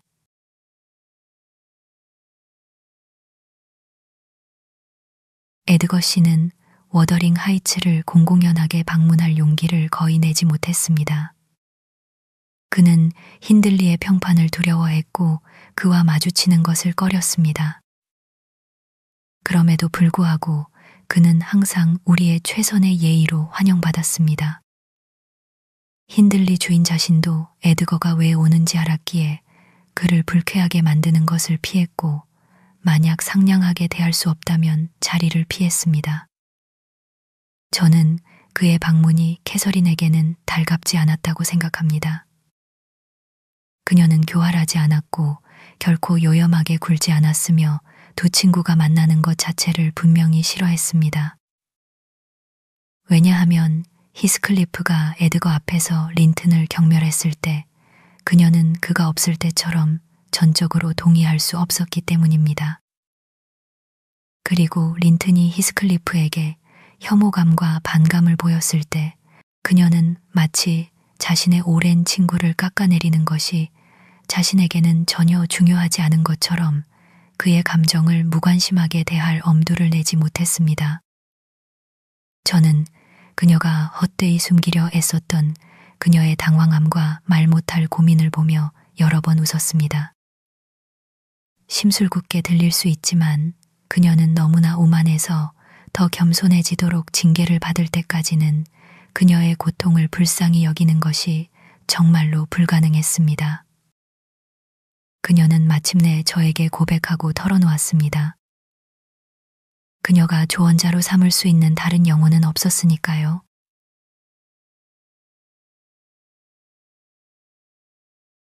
어느 날 오후 힌들리 씨가 집을 비웠고 히스클리프는 그것을 기회 삼아 휴가를 즐겼습니다. 그때 그의 나이가 16살쯤 되었던 것 같습니다. 그는 나쁜 외모를 가지거나 지능이 부족하지 않았음에도 불구하고 현재 그의 모습에서는 흔적을 찾아볼 수 없는 내면적, 외면적 혐오감을 풍기는 인상을 풍기도록 처신했습니다. 우선 그는 그 무렵 어린 시절의 교육 혜택을 잃었습니다. 일찍 시작해서 늦게 끝나는 끊임없는 고된 노동은 한때 그가 가졌던 지식 추구에 대한 호기심이나 책이나 학문에 대한 사랑을 소멸시켰습니다. 언쇼 노인의 호의로 그에게 주입되었던 어린 시절의 우월감은 사라져버렸습니다. 그는 캐서린의 학업에서 동등함을 유지하려고 오랫동안 애썼고 고통스러웠지만 말없이 포기했습니다. 하지만 그는 완전히 포기했고 자신이 필연적으로 이전 수준 이하로 가라앉아야 한다는 것을 알았을 때 위로 향하는 어떤 단계도 밟도록 설득할 수 없었습니다. 그러자 외모도 정신적 퇴화에 공감했습니다. 그는 구부정한 걸음걸이와 비천한 모습을 갖게 되었고 그의 본래 내성적인 성격은 거의 바보 같은 수준의 비사교적인 침울함으로 과장되었으며 그는 몇 안 되는 지인들의 존경보다는 오히려 혐오감을 불러일으키는 것에서 음침한 즐거움을 느끼는 듯 했습니다.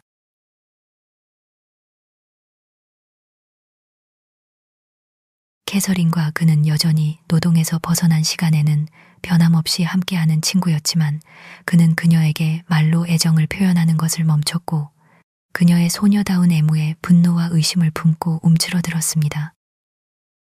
마치 그런 애정의 표시를 그에게 쏟아붓는 것에서 만족을 얻을 수 없다는 것을 의식하는 것처럼 말입니다.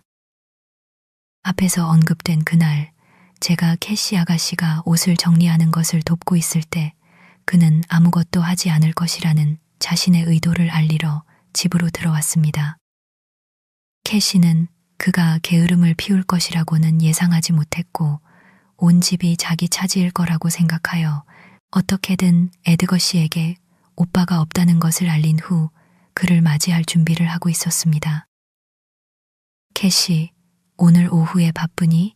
히스클리프가 물었습니다. 어디 갈 거니? 아니, 비가 와. 그녀가 대답했습니다. 그럼 왜 그 비단 드레스를 입고 있니? 그가 말했습니다. 누가 오는 건 아니겠지, 설마? 내가 알기로는 아니야. 아가씨가 더듬거리며 말했습니다. 하지만 너는 지금 들판에 있어야 해, 히스클리프. 저녁 식사 시간이 1시간이나 지났어. 네가 간 줄 알았는데.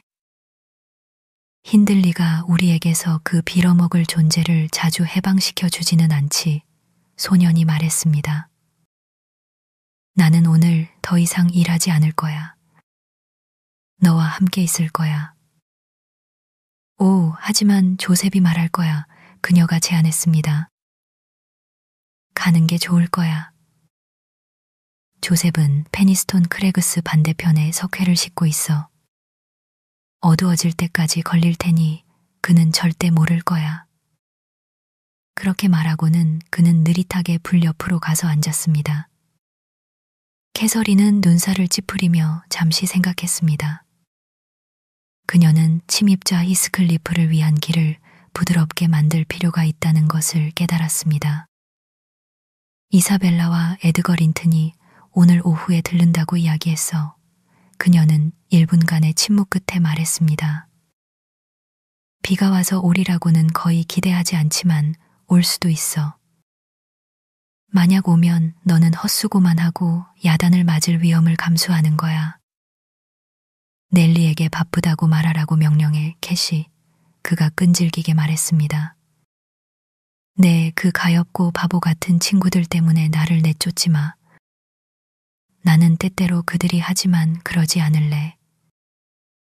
그들이 뭘 어쩐다는 거야? 캐서린이 당황한 표정으로 그를 바라보며 외쳤습니다. 오, 넬리. 그녀는 신경질적으로 제 손에서 고개를 확 빼내며 덧붙였습니다. 네가 내 머리컬을 완전히 다 풀어버렸잖아. 이제 됐어. 나를 내버려둬. 히스클리프, 네가 막 불평하려던 게 뭐야? 아무것도 아냐. 그냥 저 벽에 있는 달력을 봐. 그는 창문 근처에 걸려있는 액자 속 종이를 가리키며 계속했습니다. 십자가 표시는 네가 린튼네와 보낸 저녁이고 점은 나와 보낸 저녁이야. 보여? 내가 매일 표시했어. 그래, 정말 어리석구나. 내가 그런 걸 신경이나 쓴다고. 캐서린이 짜증 섞인 목소리로 대답했습니다. 그게 무슨 의미가 있어?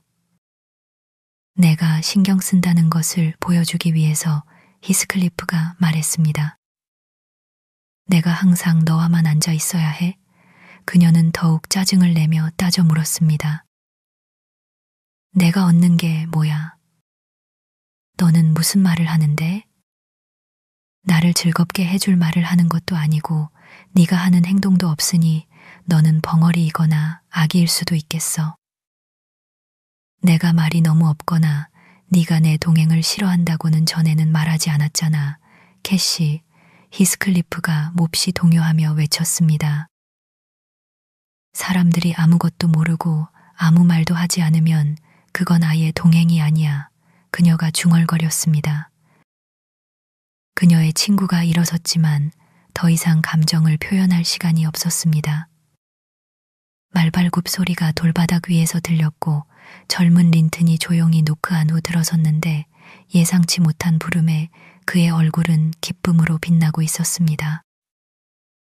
분명 캐서린은 한 친구가 들어오고 다른 친구가 나갈 때 그들 사이의 차이점을 깨달았을 것입니다.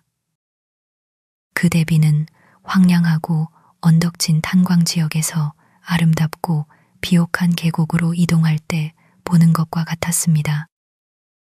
그리고 그의 목소리와 인사말은 그의 모습만큼이나 대조적이었습니다. 그는 부드럽고 낮은 말씨를 가지고 있었고 당신처럼 단어를 발음했습니다.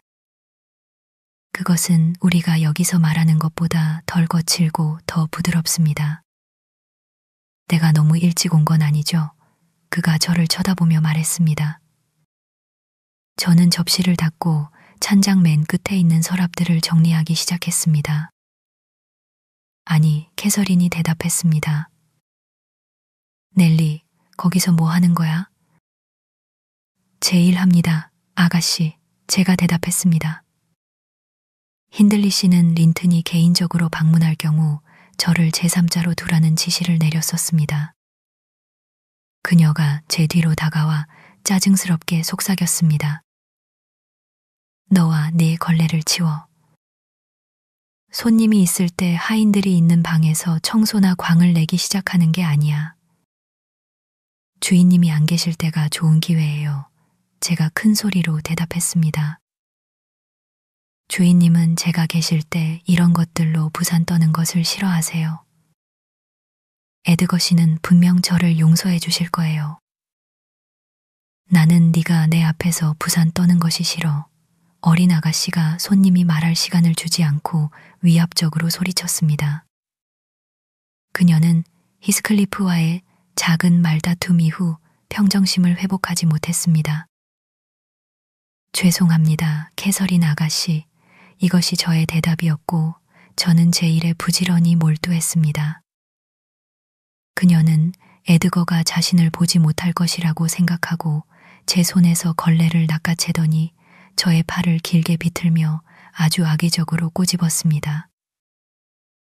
저는 그녀를 사랑하지 않았고 때때로 그녀의 허영심을 꺾는 것을 오히려 즐겼다고 말했습니다. 게다가 그녀가 저를 극도로 아프게 했기에 저는 무릎을 꿇은 자세에서 벌떡 일어나 소리쳤습니다. 오, 아가씨, 정말 비열한 짓이에요. 저를 꼬집을 권리가 없어요. 저는 참지 않을 거예요.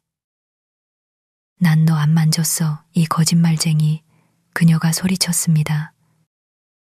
그녀의 손가락은 다시 그 행동을 반복하고 싶어 근질거렸고 귀는 분노로 빨개졌습니다. 그녀는 자신의 격정을 숨길 힘이 전혀 없었고 그것은 항상 그녀의 얼굴 전체를 화염에 휩싸이게 했습니다. 그럼 이건 뭐예요? 저는 그녀의 말을 반박하기 위해 확실히 보랏빛으로 변한 증거를 보여주며 되받아쳤습니다. 그녀는 발을 구르며 잠시 흔들리더니 내부의 못된 영혼에 저항할 수 없이 충동을 받아 제 뺨을 때렸습니다. 눈에 눈물이 가득 차게 만드는 쓰라린 일격이었습니다. 캐서린 사랑. 캐서린, 에드거 린튼이 자신의 우상이 저지른 거짓말과 폭력이라는 이중의 잘못에 크게 충격을 받아 끼어들었습니다. 방에서 나가, 엘렌. 그녀는 온몸을 떨며 반복했습니다. 저를 어디든 따라다니는 어린 헤어튼이 제 근처 바닥에 앉아 있다가 제가 우는 것을 보고 스스로 울기 시작했고 못된 캐시 이모에 대한 불만을 흐느껴 토해냈는데 이것이 그녀의 분노를 그 불운한 아이의 머리로 향하게 했습니다. 그녀는 아이의 어깨를 붙잡고 불쌍한 아이가 핏기 없이 창백해질 때까지 흔들었고 에드거는 무심코 아이를 구하기 위해 그녀의 손을 잡았습니다. 순식간에 한 손이 풀려났고 놀란 젊은이는 그것이 농담이 아니라는 것을 알 수 있는 방식으로 자신의 귀에 가해지는 것을 느꼈습니다. 그는 놀라서 물러섰습니다. 저는 헤어튼을 팔에 안고 부엌으로 걸어갔고 통하는 문을 열어두었습니다.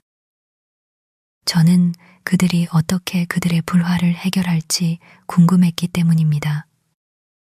모욕당한 손님은 창백한 얼굴과 떨리는 입술로 자신의 모자를 두었던 곳으로 움직였습니다.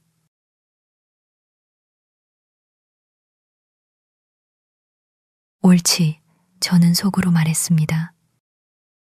경고를 받고 가버려. 그녀의 진짜 성질을 살짝 엿보게 해주는 것은 친절이야. 어디 가세요? 캐서린이 문 쪽으로 다가오며 물었습니다. 그는 옆으로 휙 비켜서 지나가려 했습니다. 가시면 안 돼요. 그녀가 힘주어 외쳤습니다.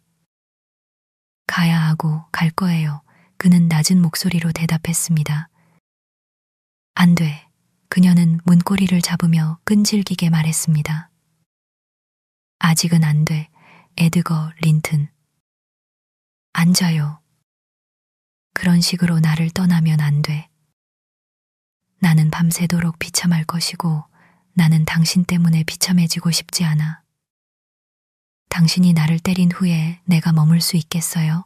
린튼이 물었습니다. 캐서린은 말문이 막혔습니다. 당신은 나를 당신에게서 두렵고 부끄럽게 만들었어요. 그가 계속했습니다. 나는 다시는 여기에 오지 않을 거예요. 그녀의 눈이 반짝이기 시작했고 눈꺼풀이 떨렸습니다.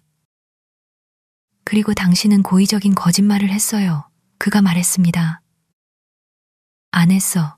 그녀는 다시 말을 되찾으며 외쳤습니다. 나는 고의로 아무것도 안 했어. 좋아, 원한다면 가어서 가버려. 이제 나는 울 거야. 병이 날 때까지 울어버릴 거야. 그녀는 의자 옆에 무릎을 꿇고 진심으로 울기 시작했습니다. 에드거는 마당까지는 자신의 결심을 고수했습니다. 거기서 그는 망설였습니다. 저는 그를 격려하기로 했습니다. 아가씨는 끔찍하게 제멋대로 해요. 날이 제가 큰 소리로 외쳤습니다. 망쳐버린 아이만큼이나 심해요. 집에 말을 타고 돌아가는 게 좋을 거예요. 아니면 그녀가 우리를 괴롭히려고 병이 날 거예요. 그 부드러운 사람은 창문을 통해 곁눈질했습니다. 그는 고양이가 반쯤 죽인 쥐나 반쯤 먹은 새를 떠날 힘을 가진 만큼이나 떠날 힘을 가지고 있었습니다. 아, 저는 생각했습니다. 그를 구할 수 없을 거야. 그는 운명 지어졌고 그의 운명으로 날아가고 있어. 실제로 그러했습니다. 그는 갑자기 몸을 돌려 다시 집 안으로 서둘러 들어갔고 문을 뒤로 닫았습니다. 그리고 잠시 후 제가 힌들리 씨가 미친 듯이 술에 취해 돌아와 온 집을 뒤집어 엎을 준비가 되어 있다고 그 상태에서의 그의 평소 모습, 그들에게 알리러 들어갔을 때 저는 그 말다툼이 단지 더 가까운 친밀감을 형성했을 뿐이라는 것을 보았습니다. 그것은 젊은 시절의 소심함이라는 외벽을 허물었고 그들이 우정이라는 위장을 버리고 연인님을 고백할 수 있게 했습니다.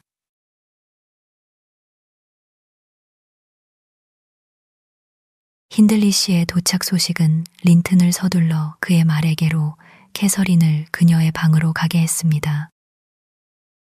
저는 어린 헤어튼을 숨기고 힌들리 주인이 미친 흥분 속에서 가지고 놀기를 좋아했던 총에 든 탄환을 빼내러 갔습니다.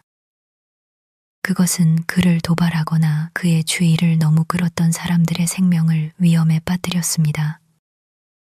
저는 총을 발사하는 지경까지 가더라도 그가 덜 해를 끼치도록 그것을 치울 계획을 생각해냈던 것입니다.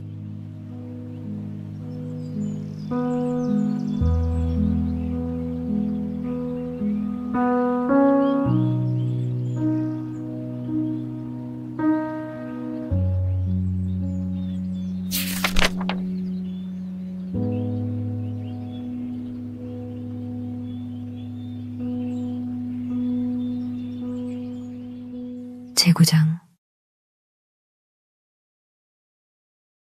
힌들리가 지독한 욕설을 퍼부으며 들어왔고 저는 그의 아들을 부엌 찬장에 숨기려는 순간 그에게 붙잡혔습니다.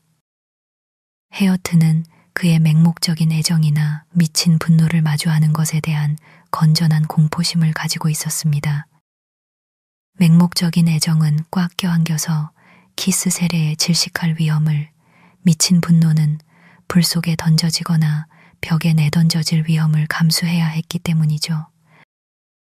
불쌍한 아이는 제가 어디에 두든지 완벽하게 조용히 있었습니다. 자, 드디어 알아냈어. 힌들리가 개처럼 제 목덜미 가죽을 잡아당기며 소리쳤습니다. 천국과 지옥을 걸고 너희 둘이 그 아이를 살해하기로 맹세했군. 이제야 그 애가 왜 항상 내 눈에 띄지 않았는지 알겠어. 하지만 사탄의 도움으로 너희들에게 이 고기 써는 칼을 삼키게 할 거야, 넬리. 웃지 마. 방금 캔네스를 거꾸로 블랙호스 늪에 쳐넣었으니까 둘이나 하나나 마찬가지야. 나는 너희 중 누군가를 죽이고 싶어. 그러기 전까지는 편히 쉴 수 없어. 하지만 저는 고기 써는 칼은 싫어요, 힌들리 씨. 제가 대답했습니다. 그건 청어를 썰던 칼이잖아요. 원하신다면 차라리 총에 맞을게요. 너는 차라리 지옥에 가고 싶겠지, 그가 말했습니다. 그리고 그렇게 될 거야. 영국의 어떤 법도 한 남자가 자신의 집을 단정하게 유지하는 것을 막을 수 없어. 그런데 우리 집은 끔찍하잖아. 입 벌려. 그는 칼을 손에 쥐고 칼끝을 제 이빨 사이에 밀어 넣었습니다. 하지만 저는 그의 변덕스러운 행동을 크게 두려워하지 않았습니다. 저는 침을 뱉고는 칼에서 지독한 맛이 난다며 어떤 일이 있어도 받지 않겠다고 단언했습니다. 오, 그가 저를 놓아주며 말했습니다. 저 흉측하고 작은 악당이 헤어튼이 아니라는 걸 알겠어. 미안하다, 넬. 만약 헤어튼이 맞다면 아버지를 환영하러 달려오지 않고 마치 내가 도깨비인 것처럼 비명을 지르다니 산채로 가죽이 벗겨져도 싸지. 비정상적인 새끼야, 이리 와. 착하고 속아 넘어가는 아버지를 속이는 법을 가르쳐주마. 자, 이 아이 머리를 짧게 자르면 더 잘생겨 보이지 않을까? 걔는 그렇게 하면 더 사나워지고 나는 사나운 것을 좋아해 가위 가져와 사납고 깔끔하게.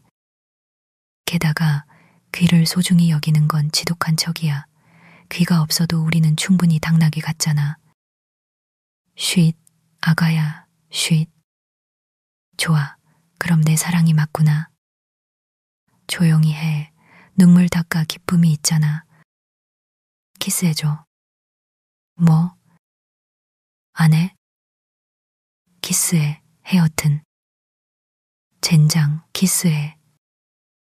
맙소사, 내가 저런 괴물을 키울 리가 없지. 내가 살아있는 한 저 녀석 목을 부러뜨릴 거야.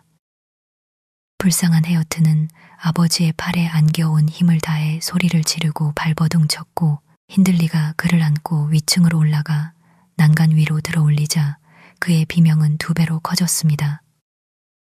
저는 그가 아이를 겁먹게 해서 발작을 일으키게 할 거라고 외쳤고 아이를 구하러 달려갔습니다. 제가 그들에게 다다랐을 때 힌들리는 아래층에서 나는 소리를 들으려고 난간에 몸을 앞으로 숙였고 손에 든 것을 거의 잊고 있었습니다. 누구지? 그가 계단 아래로 다가오는 소리를 듣고 물었습니다. 저는 제가 발소리를 알아본 히스클리프에게 더 이상 오지 말라고 신호를 보내기 위해 저도 몸을 앞으로 숙였습니다. 그리고 제 눈이 헤어튼에게서 잠시 멀어진 그 순간 아이는 갑자기 몸을 튕겨 그를 붙잡고 있던 부주의한 소나기에서 벗어났고 떨어졌습니다.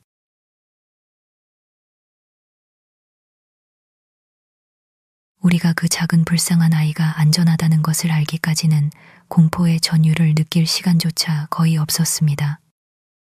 히스클리프가 바로 그 결정적인 순간에 아래에 도착했습니다. 본능적인 충동으로 그는 아이가 떨어지는 것을 멈추었고 아이를 발로 세우더니 그 사고의 장본인을 찾기 위해 위를 올려다보았습니다. 행운의 복권을 오실링에 팔고 다음날 5,000파운드를 놓쳤다는 것을 알게 된 구두쇠도 위에서 미스터 원쇼의 모습을 보았을 때보다 더 멍한 표정을 지을 수는 없었을 것입니다. 그 표정은 말로 표현할 수 없을 만큼 스스로가 자신의 복수를 좌절시키는 도구가 되었다는 극심한 고통을 드러냈습니다. 만약 어두웠다면 그는 헤어튼의 머리를 계단에 부딪혀서 실수를 만회하려고 했을지도 모른다고 저는 생각합니다. 하지만 우리는 그의 구원을 목격했습니다. 그리고 저는 곧 제 소중한 아기를 가슴에 품고 아래층으로 내려갔습니다. 흔들리는 술이 깨고 당황한 채 더 천천히 내려왔습니다. 이건 네 잘못이야, 엘렌. 그가 말했습니다. 네가 그를 눈에 띄지 않게 했어야지. 네가 그를 나에게서 데려갔어야지. 어디 다친 데는 없니? 다쳤냐고요? 제가 화를 내며 소리쳤습니다. 죽지 않았다면 바보가 될 거예요. 오, 어쩌면 좋죠. 당신이 이 아이를 이렇게 다루는 것을 보려고 그의 어머니가 무덤에서 일어나지 않는 것이 이상할 정도예요. 당신은 당신의 피부티를 그런 식으로 대하다니 이교도 보다도 못해요. 그가 아이를 만지려고 했지만 아이는 저와 함께 있다는 것을 알고는 즉시 공포심을 훌쩍였습니다. 그러나 아버지가 아이에게 손가락을 처음 대자마자 아이는 이전보다 더 크게 비명을 질렀고 경련을 일으킬 듯 발버둥쳤습니다. 그를 건드리지 마세요. 제가 계속 말했습니다. 아이는 당신을 미워해요. 모두가 당신을 미워해요. 그게 진실이에요. 참 행복한 가족이군요. 그리고 참 예쁜 지경에 이르셨어요. 나는 더 예쁜 지경에 이를 거야, 넬리. 정신 나간 남자가 다시 냉정함을 되찾으며 웃었습니다. 지금은 너와 그 아이 모두 내 시야와 청각 밖으로 사라져. 오늘 밤 너를 살해하지는 않을 거야. 아마도 내가 집에 불을 지르지 않는 한 말이야. 하지만 그건 내 마음 내키는 대로 할 일이지. 이 말을 하면서 그는 찬장에서 브랜디 한 병을 꺼내 잔에 따랐습니다. 안 돼요. 그러지 마세요. 제가 간청했습니다. 힌들리 씨, 제발 경고를 받아들이세요. 당신 자신을 신경 쓰지 않는다면 이 불쌍한 아이에게라도 자비를 베푸세요. 누가 나보다 그 아이를 더 잘 돌볼 거야. 그가 대답했습니다. 당신 자신의 영혼에 자비를 베푸세요. 제가 그의 손에서 잔을 낚아채려 하면서 말했습니다. 나는 안 그래. 오히려 그 창조주를 벌하기 위해 그것을 지옥에 보내는 것에 큰 즐거움을 느낄 것이다. 신성모독을 하는 그가 외쳤습니다. 이 영혼이 지옥에 가기를 위하여. 그는 술을 마시고는 짜증스럽게 우리에게 가라고 명령했습니다. 그의 명령은 반복하거나 기억하기에는 너무나 끔찍한 저주들로 끝을 맺었습니다. 술로 자살하지 못하는 게 안타깝네. 히스클리프가 문이 닫히자 욕설을 중얼거리며 읊조렸습니다. 그는 최선을 다하고 있지만 그의 체질이 그를 거부하고 있어. 캔네스 씨는 기머튼 이쪽에서는 그가 다른 어떤 사람보다 오래 살다가 백발의 죄인으로 무덤에 갈 거라고 그의 말을 걸겠다고 했지. 평범하지 않은 행복한 일이 그에게 닥치지 않는 한 말이야. 저는 부엌으로 가서 제 작은 어린 양을 무릎에 앉히고 재우기 위해 노래를 흥얼거렸습니다. 그 노래는 이렇게 시작했습니다.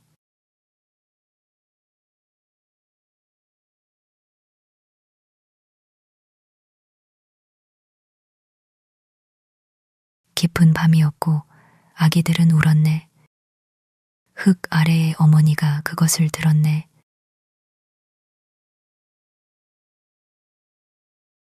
그때 방에서 소란을 듣고 있던 캐시 아가씨가 고개를 내밀고 속삭였습니다. 혼자니, 넬리? 네, 아가씨. 제가 대답했습니다. 그녀가 들어와 날로 가까이로 다가왔습니다. 저는 그녀가 무슨 말을 하려나 싶어 올려다보았습니다. 그녀의 얼굴 표정은 불안하고 걱정스러워 보였습니다. 그녀의 입술은 반쯤 벌어져 말하려는 듯 했고 숨을 들이마셨지만 문장 대신 한숨이 새어 나왔습니다. 저는 그녀의 최근 행동을 잊지 않았기 때문에 다시 노래를 불렀습니다. 히스클리프는 어디 있어? 그녀가 저를 방해하며 말했습니다. 마구간에서 일하고 있어요. 저의 대답이었습니다. 그는 저를 반박하지 않았습니다. 아마 잠이 들었을지도 모릅니다. 이어서 또 다른 긴 침묵이 흘렀고 그동안 저는 캐서린의 뺨에서 돌바닥으로 한두 방울의 눈물이 떨어지는 것을 보았습니다. 그녀가 자신의 수치스러운 행동을 후회하는 걸까? 저는 스스로 물었습니다. 그렇다면 새로운 일일 텐데. 하지만 그녀가 원하는 대로 요점을 말하도록 내버려 둘 거야. 나는 그녀를 돕지 않을 거야. 아닙니다. 그녀는 자신과 관련된 문제를 제외하고는 어떤 주제에 대해서도 거의 괴로워하지 않았습니다. 오, 맙소사. 그녀가 마침내 울음을 터뜨렸습니다. 나 너무 불행해. 안 됐군요. 제가 말했습니다. 아가씨는 만족시키기 어렵네요. 친구도 많고 걱정거리도 거의 없는데 스스로 만족할 수 없다니. 넬리, 나를 위해 비밀을 지켜줄래? 그녀는 제 옆에 무릎을 꿇고 세상의 모든 권리가 있어도 짜증을 부릴 자격이 있을 때조차 나쁜 기분을 꺾어버리는 그런 종류의 눈빛으로 그녀의 매력적인 눈을 제 얼굴로 들어 올리며 계속 말했습니다. 지킬 만한 가치가 있니? 저는 덜 퉁명스럽게 물었습니다. 응, 그리고 그게 나를 괴롭혀서 털어놓아야 해. 나는 내가 어떻게 해야 할지 알고 싶어. 오늘 에드거 린튼이 나에게 결혼해달라고 했고 나는 그에게 대답했어. 자, 내가 동의했는지 거절했는지 말하기 전에 네가 어떤 대답을 했어야 했는지 말해줘. 정말 캐서린 아가씨, 제가 어떻게 알겠어요? 제가 대답했습니다. 물론 오늘 오후에 당신이 그의 앞에서 보인 행동을 고려하면 그를 거절하는 것이 현명할 거라고 말할 수 있겠네요. 당신이 그런 후에도 그가 청혼했다면 그는 절망적으로 멍청하거나 대담한 바보임에 틀림없어요. 그렇게 말하면 더 이상 말 안 할 거야. 그녀는 짜증스럽게 일어서며 되받아쳤습니다. 나는 그를 받아들였어, 넬리. 빨리 내가 틀렸는지 말해줘. 그를 받아들였다고요. 그럼 이 문제를 논의하는 게 무슨 소용이 있어요? 당신은 약속을 했고 철회할 수 없어요. 하지만 내가 그렇게 했어야 했는지 말해줘, 제발. 그녀는 짜증난 목소리로 외쳤습니다. 손을 비비고 얼굴을 찌푸리면서요. 그 질문에 제대로 답할 수 있으려면 고려해야 할 많은 것들이 있어요. 제가 설교하듯이 말했습니다. 무엇보다도 당신은 에드거 씨를 사랑하나요? 누가 그럴 수 없겠어? 당연히 사랑하지. 그녀가 대답했습니다. 그러자 저는 그녀에게 다음과 같은 질문들을 퍼부었습니다. 22살 소녀에게는 부적절하지 않았습니다. 왜 그를 사랑하나요, 캐시 아가씨? 말도 안 돼. 사랑해. 그걸로 충분해. 전혀 그렇지 않아요. 왜인지 말해야 해요. 그는 잘생겼고 함께 있으면 즐거우니까. 나빠요. 저의 논평이었습니다. 그리고 그는 젊고 쾌활하니까. 여전히 나빠요. 그리고 그는 나를 사랑하니까. 별로 중요하지 않아요, 그건. 그리고 그는 부자가 될 것이고, 나는 이웃에서 가장 위대한 여자가 되는 것이 좋을 것이고, 그런 남편을 가진 것이 자랑스러울 거야. 최악 중에 최악이네요. 자, 이제 당신이 그를 어떻게 사랑하는지 말해보세요. 모두가 사랑하는 것처럼 너 정말 바보구나, 넬리. 치의 강간의 강고지 강고난 강고토의 강과 강권의 강고의 강과 강고의 강과 강과 강과 강과 강고의 강과 강과 강과 강과 강과 강과 강과 강과 강과 강과. 전혀요, 대답하세요. 나는 그의 발밑의 땅을 사랑하고 그의 머리 위의 공기를 사랑하고 그가 만지는 모든 것을 사랑하고 그가 말하는 모든 단어를 사랑해. 나는 그의 모든 표정과 모든 행동, 그리고 그 전체를 전부 사랑해. 자, 이제 됐지. 그리고 왜요? 아니, 너는 농담하는 거잖아. 정말 심술궂어. 나에게는 농담이 아니야. 어린 아가씨는 얼굴을 찌푸리고 불 쪽으로 얼굴을 돌리며 말했습니다. 저는 전혀 농담하는 게 아닙니다, 캐서린 아가씨. 제가 대답했습니다. 당신은 에드거 씨를 그가 잘생겼고 젊고 쾌활하고 부자이고 당신을 사랑하기 때문에 사랑하는군요. 하지만 마지막 것은 중요하지 않아요. 아마도 그것 없이도 당신은 그를 사랑했을 것이고 그것이 있더라도 그가 앞에 4가지 매력을 가지지 않았다면 당신은 그를 사랑하지 않았을 거예요. 아니, 물론 그렇지 않아. 나는 그를 불쌍히 여길 뿐일 거야. 아마 그가 못생기고 촌뜨기라면 미워했을지도 몰라. 하지만 세상에는 그보다 더 잘생기고 아마도 더 부유한 잘생기고 부유한 젊은이들이 몇 명 있어요. 그들을 사랑하는 것을 무엇이 막을 수 있을까요? 만약 그런 사람이 있다면 그들은 내 눈에 띄지 않아. 나는 에드거 같은 사람을 본 적이 없어. 당신은 보게 될지도 몰라요. 그리고 그는 항상 잘생기고 젊지 않을 것이고 항상 부자이지 않을 수도 있어요. 지금은 그래. 그리고 나는 현재에 대해서만 상관할 거야. 이성적으로 말해줬으면 좋겠어. 좋아요. 그럼 그걸로 결정된 거네요. 당신이 현재에 대해서만 상관한다면 린튼 씨와 결혼하세요. 그것에 대한 내 허락은 필요 없어. 나는 그와 결혼할 거야. 그런데도 너는 내가 옳은지 말해주지 않았어. 완벽하게 옳아요. 사람들이 현재만을 위해 결혼하는 것이 옳다면 말이죠. 자, 이제 당신이 무엇 때문에 불행한지 들어봅시다. 당신의 오빠는 기뻐할 거예요. 린튼 노부부는 반대하지 않을 거라고 생각해요. 당신은 무질서하고 불편한 집을 벗어나 부유하고 존경받는 집으로 갈 거예요. 그리고 당신은 에드거를 사랑하고 에드거는 당신을 사랑해요. 모든 것이 순조롭고 쉬워 보이는데 장애물은 어디에 있나요? 여기. 그리고 여기. 캐서린은 한 손은 이마에, 다른 한 손은 가슴에 치면서 대답했습니다. 영혼이 사는 곳이 어디든 말이야. 내 영혼과 내 마음속에서 내가 틀렸다고 확신해. 정말 이상하네요. 이해할 수가 없어요. 이건 내 비밀이야.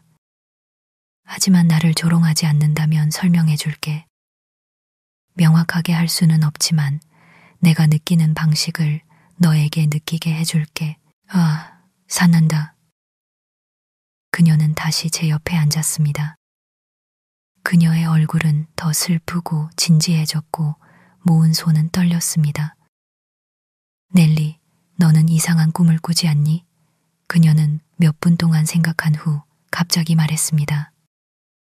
네, 가끔요. 제가 대답했습니다. 나도 그래. 나는 평생 나에게 남아 내 생각을 바꿔놓은 꿈을 꾸었어. 물에 와인이 스며들듯 내 속을 관통하여 내 마음의 색깔을 바꿔놓았지. 그리고 이것이 그 중 하나야. 내가 이야기할 테니 어떤 부분에서도 웃지 않도록 조심해. 오, 그러지 마세요, 캐서린 아가씨. 제가 소리쳤습니다. 우리를 혼란스럽게 할 유령이나 환영을 불러내지 않아도 충분히 우울해요. 자, 명랑해지고 당신답게 행동하세요. 어린 헤어튼을 보세요. 그는 우울한 꿈을 꾸지 않고 있어요. 잠자는 모습이 얼마나 달콤하게 웃고 있나요? 그래. 그리고 그의 아버지는 고독 속에서 얼마나 달콤하게 저주를 퍼붓는지. 네가 아마 그가 저 토실토실한 아기와 똑같았던 거의 젊고 순진했던 시절을 기억하겠지. 하지만 넬리, 너는 들어야 해. 길지 않아. 그리고 오늘 밤 나는 명랑할 힘이 없어. 듣지 않을 거예요. 듣지 않을 거예요. 제가 서둘러 반복했습니다. 저는 그때 꿈에 대해 미신적이었고 지금도 그렇습니다. 그리고 캐서린의 표정에는 심상치 않은 우울함이 있었는데 그것이 제가 예언을 만들어내고 무서운 재앙을 예견할 수 있는 무언가를 두려워하게 만들었습니다. 그녀는 짜증이 났지만 계속 진행하지 않았습니다. 겉으로는 다른 주제를 꺼내는 듯하며 잠시 후 다시 시작했습니다.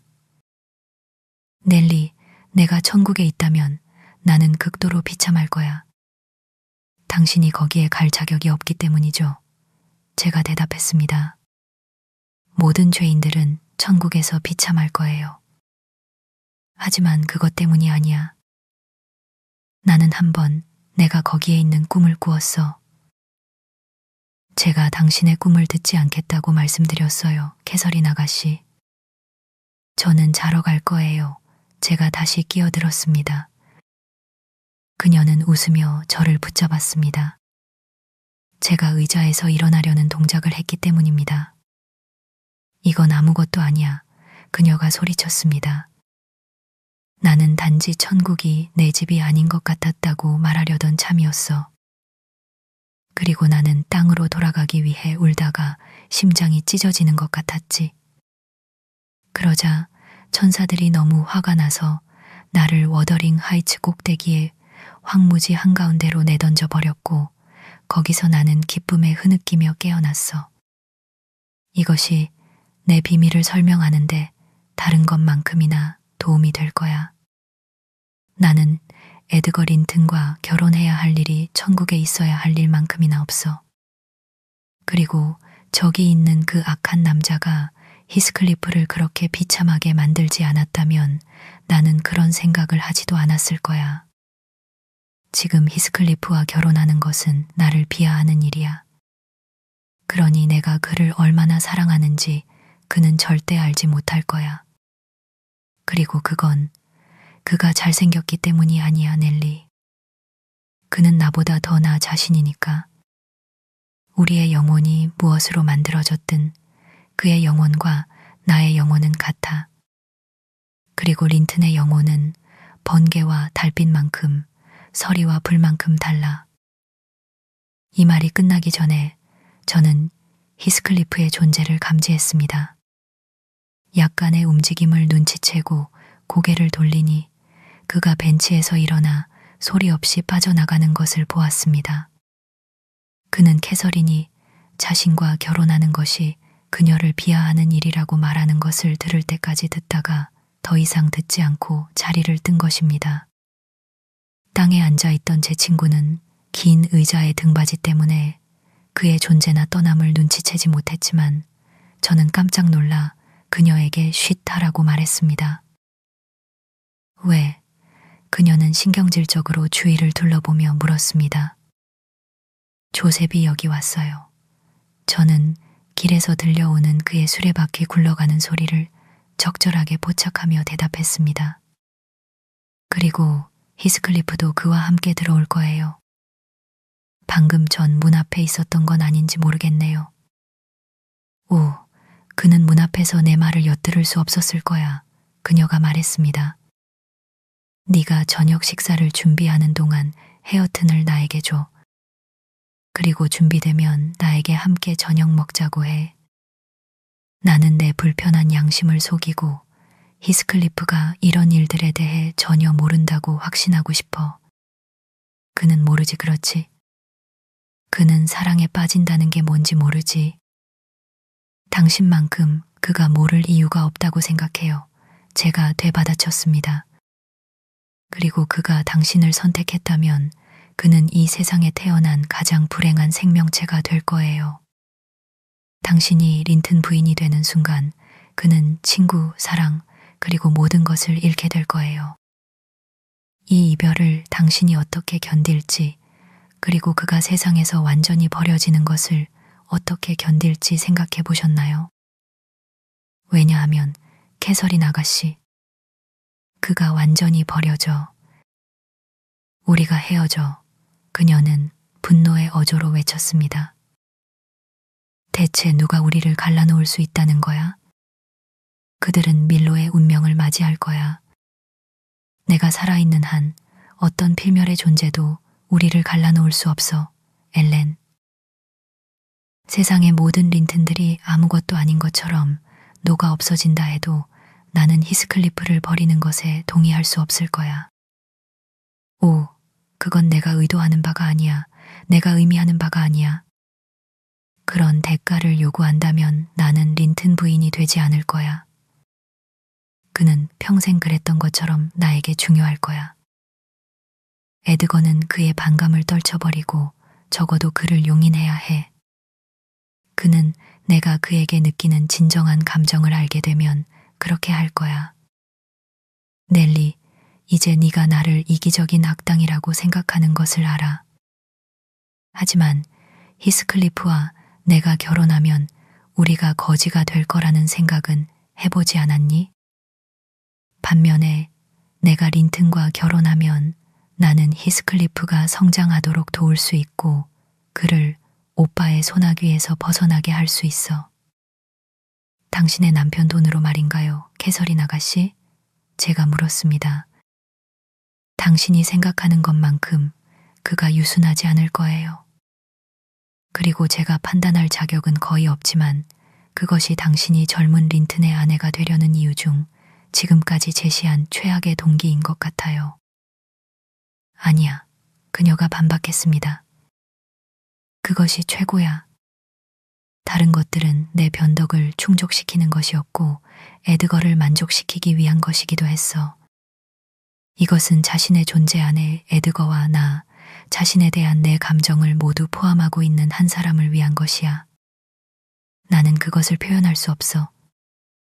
하지만 너와 모든 사람은 당신을 넘어서는 당신의 존재가 있거나 있어야 한다는 개념을 가지고 있을 거야. 내가 전적으로 여기에만 포함되어 있다면 나의 창조가 무슨 소용이 있겠어? 이 세상에서 나의 큰 불행은 히스클리프의 불행이었고 나는 처음부터 하나하나를 지켜보고 느꼈어. 살아가는 나의 가장 큰 생각은 바로 그 자신이야. 다른 모든 것이 사라지고 그만 남는다면 나는 여전히 존재할 거야. 그리고 다른 모든 것이 남아있고 그가 소멸된다면 우주는 거대한 낯선 존재로 변할 거야. 나는 그 일부인 것처럼 느껴지지 않을 거야. 린튼에 대한 내 사랑은 숲의 나뭇잎 같아. 겨울이 나무를 바꾸듯 시간이 그것을 바꿀 것이라는 것을 나는 잘 알고 있어. 히스클리프에 대한 내 사랑은 그 아래의 영원한 바위와 같아. 눈에 보이는 즐거움은 거의 없지만 필수적인 것이지. 넬리, 나는 히스클리프야. 그는 항상 내 마음속에 있어. 내가 나 자신에게 항상 즐거움이 아닌 것처럼 즐거움으로서가 아니라 나 자신의 존재로서 말이야. 그러니 우리의 이별에 대해 다시 말하지 마. 그것은 실행 불가능해. 그리고 그녀는 말을 멈추고 제가운잘하게 얼굴을 숨겼습니다. 하지만 저는 그것을 강제로 확 떼어냈습니다. 저는 그녀의 어리석음에 인내심이 바닥났습니다.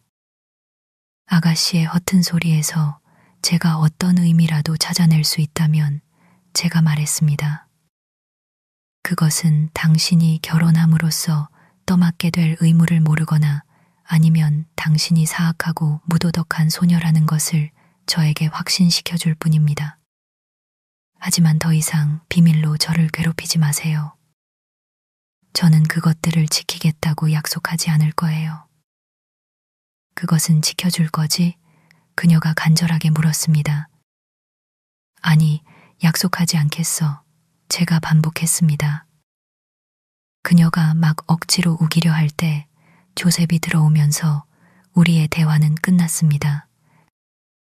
캐서린은 자리를 구석으로 옮겨 헤어튼을 안고 돌보았고 저는 저녁 식사를 준비했습니다. 식사가 다 되었을 때 저와 동료 하이는 누가 힌들리 씨에게 가져다 줄지를 두고 다투기 시작했고 모든 것이 거의 식을 때까지 해결하지 못했습니다. 그러다가 우리는 그가 원하면 스스로 요청하도록 내버려 두기로 합의했습니다. 왜냐하면 그가 한동안 혼자 있었을 때 그의 면전으로 가는 것을 특히 두려워했기 때문입니다.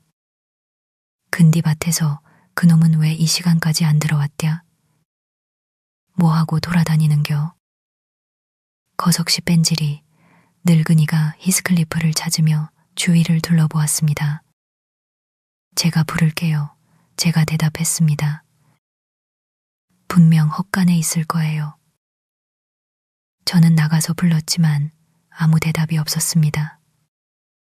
돌아와서 저는 캐서린에게 그녀가 말한 내용의 상당 부분을 그가 들었을 것이라고 속삭였습니다. 그녀가 오빠의 그에 대한 행동에 대해 불평했을 때 그가 부엌을 나가는 것을 제가 어떻게 보았는지 말해주었습니다. 그녀는 깜짝 놀라 벌떡 일어났고 헤어튼을 의자 위에 팽개치고는 스스로 친구를 찾으러 달려갔습니다.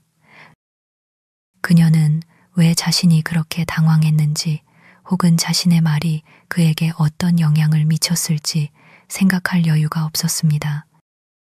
그녀가 너무 오랫동안 자리를 비워서 조셉은 우리가 더 이상 기다리지 말자고 제안했습니다. 그는 그들이 자신의 길고 지루한 축복 기도를 듣지 않기 위해 자리를 피하고 있다고 교활하게 추측했습니다. 그들은 더러운 행동을 하기에 충분히 악한 녀석들이라고 그는 단언했습니다. 그리고 그들을 대신하여 그는 그날 밤 평소의 15분간의 식전 기도에 특별 기도를 추가했고 그의 젊은 안주인이 서둘러 그를 방해하며 그가 길을 달려가서 히스클리프가 어디를 방황했든 찾아내어 즉시 돌아오게 해야 한다고 명령하지 않았다면 식후 감사의 기도 끝에도 또 다른 기도를 덧붙였을 것입니다. 나는 그와 이야기하고 싶어. 위층으로 가기 전에 반드시 해야 해. 그녀가 말했습니다. 그리고 대문이 열려 있어. 그는 어디선가 소리가 닿지 않는 곳에 있을 거야. 내가 우리 집 마당 꼭대기에서 할 수 있는 한 크게 소리쳤는데도 대답이 없었어. 조셉은 처음에는 반대했지만 그녀는 너무 진심이어서 반대를 용납하지 않았습니다. 마침내 그는 모자를 쓰고 투덜거리며 밖으로 나갔습니다.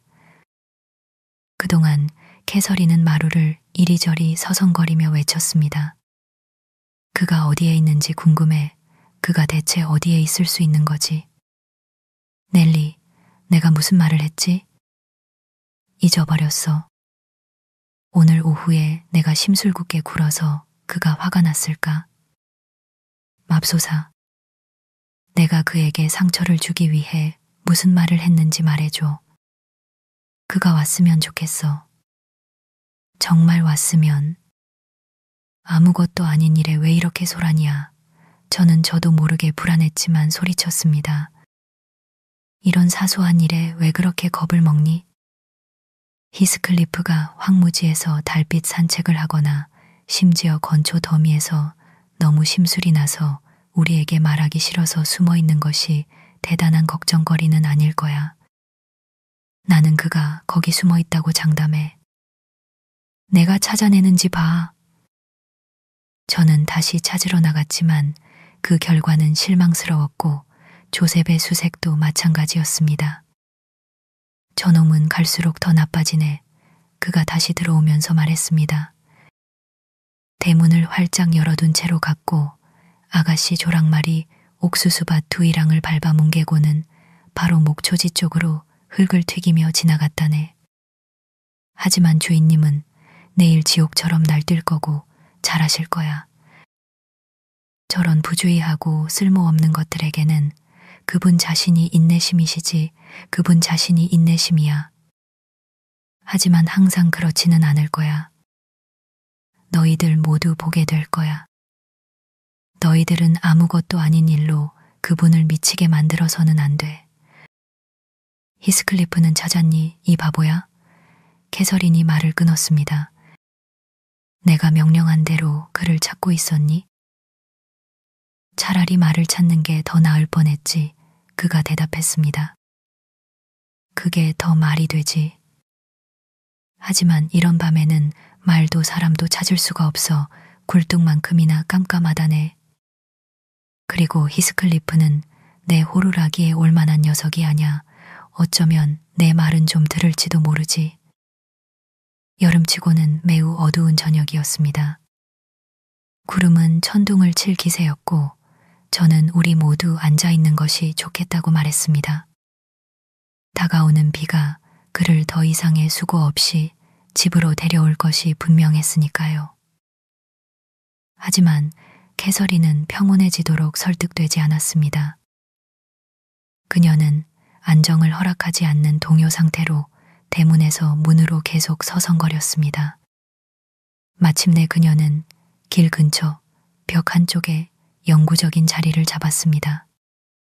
거기서 그녀는 저의 권유와 우르릉거리는 천둥 그리고 주변에 떨어지기 시작한 굵은 빗방울에도 아랑곳하지 않고 간격을 두고 부르짖고 듣고 마침내는 노골적으로 울기 시작했습니다.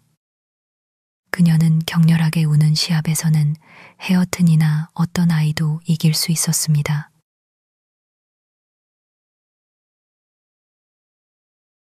우리가 여전히 깨어있던 자정 무렵 폭풍우가 격렬하게 하이츠 위로 몰아쳤습니다.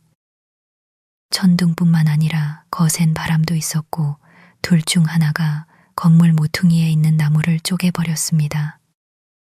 거대한 나뭇가지가 지붕을 가로질러 떨어졌고 동쪽 굴뚝 더미의 일부를 무너뜨려 돌과 그을음을 부엌 불 속으로 떨어뜨렸습니다. 우리는 볼트가 우리 한가운데 떨어진 줄 알았습니다.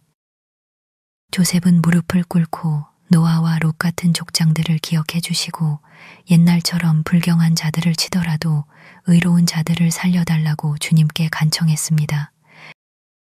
저 역시 그것이 우리에게 내려진 심판님의 틀림없다는 생각을 느꼈습니다. 제 마음속의 요나는 미스터 언쇼였습니다. 저는 그가 아직 살아있는지 확인하기 위해 그의 방 문손잡이를 흔들었습니다. 그는 충분히 들을 수 있는 방식으로 대답했고 그 방식은 제 동료 조셉과 이전보다 더 시끄럽게 자신과 같은 성인과 주인 같은 죄인 사이에는 큰 구별이 있어야 한다고 외치게 만들었습니다. 하지만 소동은 20분 만에 지나갔고 우리 모두는 아무 해를 입지 않았습니다. 다만 피신을 거부하고 고집을 부린 캐시만 제외하고요. 그녀는 모자도 숄도 없이 서서 머리카락과 옷으로 가능한 한 많은 물을 맞았습니다. 그녀는 들어와 온통 젖은 채로 긴 의자에 누워 얼굴을 등받이 쪽으로 돌리고 손으로 가렸습니다. 자, 아가씨, 제가 그녀의 어깨를 만지며 소리쳤습니다. 죽으려고 작정한 건 아니겠죠? 지금 몇 시인지 아세요? 12시 반이에요. 자, 주무세요. 저 어리석은 아이를 더 이상 기다리는 것은 소용없어요. 그는 기머튼으로 갔을 거고 이제 거기 머물 거예요. 그는 우리가 이렇게 늦은 시간까지 자신을 기다리지 않을 거라고 짐작하고 있어요. 적어도 힌들리 씨만 깨어 있을 거라고 짐작하고 있을 것이고 주인님이 문을 열어주는 것을 피하고 싶을 거예요. 아니, 그놈은 기머튼에 가지 않았랴. 조셉이 말했습니다. 나는 그놈이 늪 구덩이 바닥에 있을 거라고 생각혀. 이 재앙은 그냥 온 것이 아닐 테니 아가씨도 조심해야 할 것이여. 네가 다음이 될 수도 있랴. 모든 것에 하나님께 감사해. 선택되고 쓰레기 중에서 골라진 사람들에게는 모든 것이 합력하여 선을 이룰지니. 성경이 뭐라고 하는지 알자녀. 그리고 그는 몇 구절을 인용하며 우리가 그것을 찾을 수 있는 장과 절을 알려주기 시작했습니다. 저는 고집센 소녀에게 일어나 젖은 옷을 갈아입으라고 헛되이 간청하다가 그가 설교하고 그녀가 떨고 있는 것을 내버려 두고 제 주위의 모든 사람이 잠든 것처럼 깊이 잠든 어린 헤어튼과 함께 잠자리에 들었습니다. 잠시 후 조셉이 계속 책을 읽는 소리가 들렸고 그 후 사다리를 느리게 오르는 그의 발소리가 들리더니 저는 잠이 들었습니다.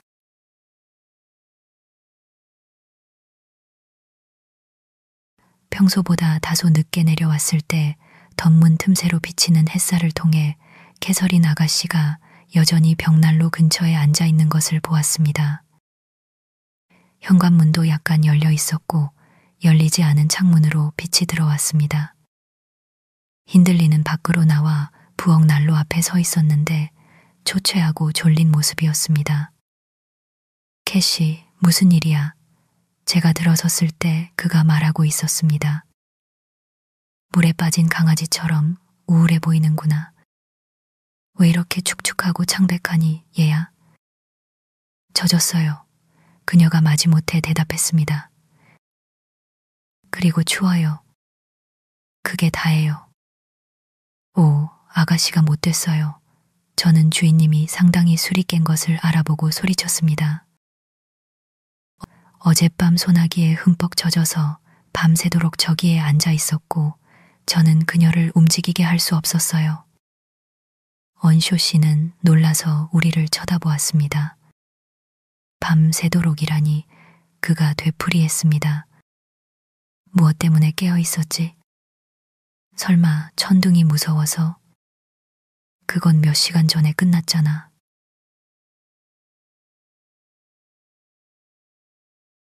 우리 둘 다 히스클리프의 부재를 숨길 수 있는 한 언급하고 싶지 않았기에 저는 그녀가 어떻게 밤을 새울 생각을 했는지 모르겠다고 대답했고 그녀는 아무 말도 하지 않았습니다.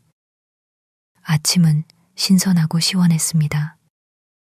제가 창문을 젖혀 열자 곧 방은 정원으로부터 달콤한 향기로 가득 찼습니다. 하지만 캐서린은 저에게 짜증스럽게 소리쳤습니다. 엘렌 창문 닫아. 나 얼어 죽겠어. 그리고 그녀는 거의 꺼진 불씨에 더 가까이 웅크릴 때 이빨을 떨었습니다. 아픈 것 같군. 힌들리가 그녀의 손목을 잡으며 말했습니다.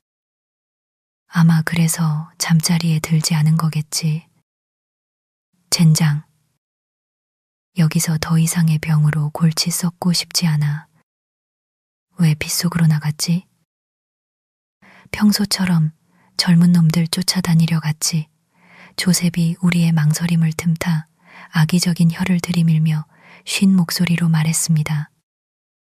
내가 주인님이라면 저것들 면전에다 판자를 꽝 닫아버릴 텐데 귀한 놈이든 천한 놈이든 모두 다 말이여. 주인님이 안 계신 날은 하루도 없슈. 린튼네 고양이가 여기로 살금살금 기어들어오지. 그리고 넬리 아가씨는 멋진 아가씨지. 주인님을 위해 부엌에서 지켜보고 앉아 있다가 주인님이 한 문으로 들어오면 그는 다른 문으로 나가불어. 그러고는 우리 귀한 아가씨는 자기 쪽으로 구애를 하러 가지. 한밤중 12시가 넘어서 저 더럽고 무서운 집시 악마 히스클리프랑 밭 사이에서 숨어 다니는 건 참 고운 행동이지. 저것들은 내가 장님인 줄 알지만 나는 아냐. 전혀 아니지. 나는 젊은 린튼이 오고 가는 것을 둘 다 봤고 네가 저를 향해 말하면서 너는 아무짝에도 쓸모없는 게으른 마녀. 주인님 말발굽 소리가 길 위에서 달그락거리는 것을 듣자마자 휙 달려 들어와서 문을 걸어 잠그는 것을 봤랴. 닥쳐 엿듣는 녀석, 캐서린이 소리쳤습니다. 내 앞에서 내 건방진 소리 하지 마. 에드거린트는 어제 우연히 왔어, 힌들리. 그리고 네가 어떤 상태로 그를 만나는 것을 원치 않을 거라는 걸 알았기 때문에 내가 그에게 가라고 말했어. 네가 거짓말하는 거겠지, 캐시. 틀림없어. 그녀의 오빠가 대답했습니다. 그리고 너는 지독한 바보야. 하지만 린트는 신경 쓰지 마. 지금 말해봐. 어젯밤에 히스클리프와 함께 있지 않았니? 이제 진실을 말해봐. 그를 해칠까봐 두려워할 필요 없어. 내가 여전히 그를 미워하긴 하지만 얼마 전에 그가 나에게 선행을 베푼 것이 내 양심을 그의 목을 부러뜨리는데 좀 더 부드럽게 만들었거든. 그것을 막기 위해 나는 오늘 아침 당장 그를 해고할 거야. 그리고 그가 떠난 후에는 너희 모두 조심하는 게 좋을 거야. 나는 너희에게 더 많은 짜증을 낼 기회가 생길 테니까. 어젯밤에 히스클리프를 보지 못했어요. 캐서린은 격렬하게 흐느끼기 시작하며 대답했습니다. 그리고 오빠가 그를 내쫓는다면 나도 그와 함께 갈 거예요. 하지만 아마도 오빠는 그럴 기회가 없을지도 몰라요. 아마도 그는 이미 가버렸을 거예요. 여기서 그녀는 참을 수 없는 슬픔에 빠졌고 나머지 말들은 명확하지 않았습니다. 힌들리는 그녀에게 경멸적인 욕설을 퍼붓고 당장 방으로 가라고, 그렇지 않으면 헛된 울음을 울게 될 거라고 말했습니다. 저는 그녀에게 복종하도록 강요했고 우리가 그녀의 방에 도착했을 때 그녀가 보인 광경을 저는 결코 잊지 못할 것입니다. 그것은 저를 겁에 질리게 했습니다. 저는 그녀가 미쳐가는 줄 알았고 조셉에게 의사를 부르러 달려가라고 간청했습니다. 그것은 선망의 시작으로 판명되었습니다. 미스터 캔네스는 그녀를 보자마자 위험할 정도로 아프다고 진단했습니다. 그녀는 열병을 앓고 있었습니다. 그는 그녀의 피를 뽑았고 저에게 그녀가 유청과 물죽만 먹고 지내게 하고 그녀가 계단 아래로 떨어지거나 창문 밖으로 몸을 던지지 않도록 조심하라고 말했습니다. 그리고 그는 떠났습니다. 그가 사는 교구에서는 오두막과 오두막 사이의 거리가 보통 2~3마일이어서 할 일이 많았기 때문입니다.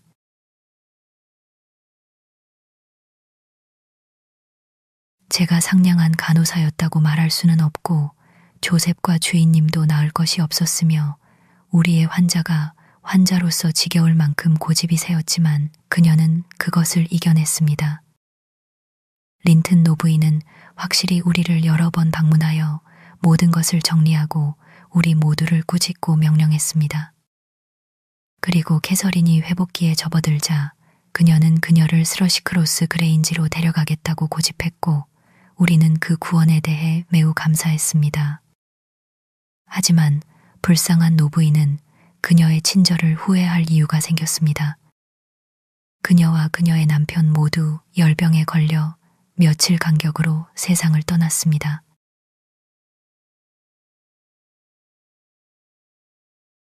우리 젊은 아가씨는 이전보다 더 건방지고 더 격정적이며 더 오만해져서 우리에게 돌아왔습니다. 히스클리프는 천둥치던 저녁 이후로 소식이 끊겼습니다. 그리고 어느 날 그녀가 저를 극도로 화나게 했을 때 저는 그의 실종의 책임을 그녀에게 돌리는 불행을 저질렀습니다. 그녀도 잘 알다시피 그 책임은 실로 그녀에게 있었습니다. 그 시점부터 몇 달 동안 그녀는 단순한 하인의 관계를 제외하고는 저와 어떤 대화도 하지 않았습니다. 조셉도 금지령에 걸렸습니다. 그는 그녀가 어린 소녀인 것처럼 여전히 자신의 생각을 말하고 그녀를 훈계했습니다. 그녀는 스스로를 숙녀이자 우리의 안주인으로 여겼고 최근의 병이 자신에게 배려받을 자격을 주었다고 생각했습니다. 게다가 의사가 그녀가 너무 많은 반대를 견디지 못할 것이라고 말했기 때문에 그녀는 자신의 방식대로 해야 했고 누가 감히 나서서 그녀에게 반대하는 것은 그녀의 눈에는 살인이나 다름없었습니다. 그녀는 언쇼 씨와 그의 친구들로부터 거리를 두었습니다. 그리고 캔네스의 가르침과 그녀의 경로에 자주 동반되던 발작에 대한 심각한 위협 때문에 그녀의 오빠는 그녀가 요구하는 것은 무엇이든 허락했고 일반적으로 그녀의 불같은 성격을 자극하는 것을 피했습니다. 그는 그녀의 변덕을 맞춰주는데 다소 지나치게 관대했습니다. 애정 때문이 아니라 자부심 때문이었습니다. 그는 린튼 가문과의 동맹을 통해 그녀가 가문의 영광을 가져다 주는 것을 간절히 보고 싶었고 그녀가 자신을 내버려 두는 한 그는 그녀가 우리를 노예처럼 짓밟는 것에 대해서는 신경 쓰지 않았습니다. 에드거 린튼은 수많은 사람들이 그 전에도 그랬고 앞으로도 그럴 것처럼 홀딱 반한 상태였습니다. 그리고 그는 아버지의 죽음 이후 3년이 지난 후 그녀를 기머튼 예배당으로 이끌고 간 날 자신이 살아있는 가장 행복한 남자라고 믿었습니다.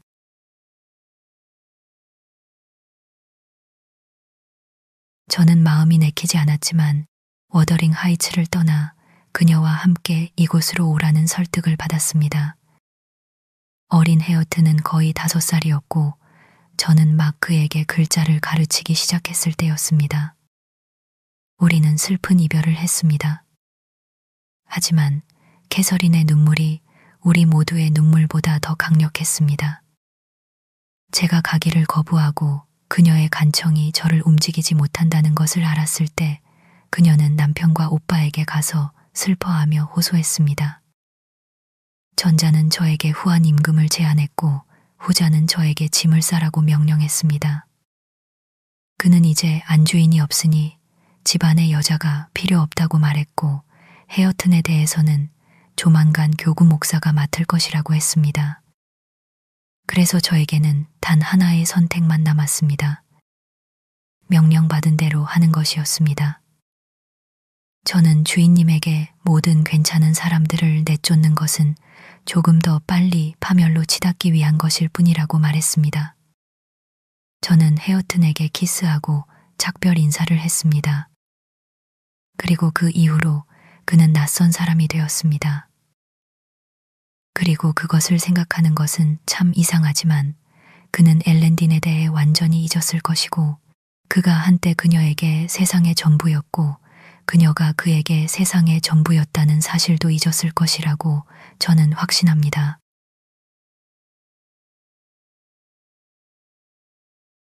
가정부의 이야기가 이 시점에 이르렀을 때 그녀는 우연히 벽난로 위에 시계를 흘끗 보았고 시침이 1시 반을 가리키는 것을 보고 깜짝 놀란다. 그녀는 1초도 더 머물 생각을 하지 않는다. 사실 나도 그녀의 이야기의 속편을 연기하고 싶은 마음이 들었다. 그리고 이제 그녀가 쉬러 사라졌으니 나도 1~2시간 더 명상한 후에 머리와 팔다리에 쑤시는 게으름에도 불구하고 잠자리에 들 용기를 내야겠다.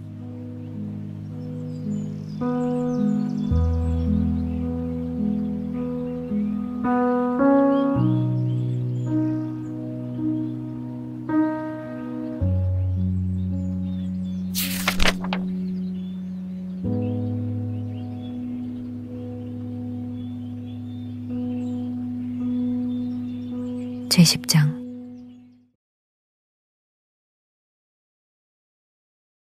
은둔자의 삶에 어울리는 멋진 도입 아닌가. 4주 내내 앓고 뒤척이고 고통을 겪었다. 아, 이 삭막한 바람과 거친 북극의 하늘, 건널 수 없는 길, 굼뜬 시골 의사들. 사람 얼굴 보기도 어려울 뿐더러 봄이 올 때까지는 바깥 출입을 기대하지 말라는 케네스의 끔찍한 통보가 무엇보다 고통스럽다.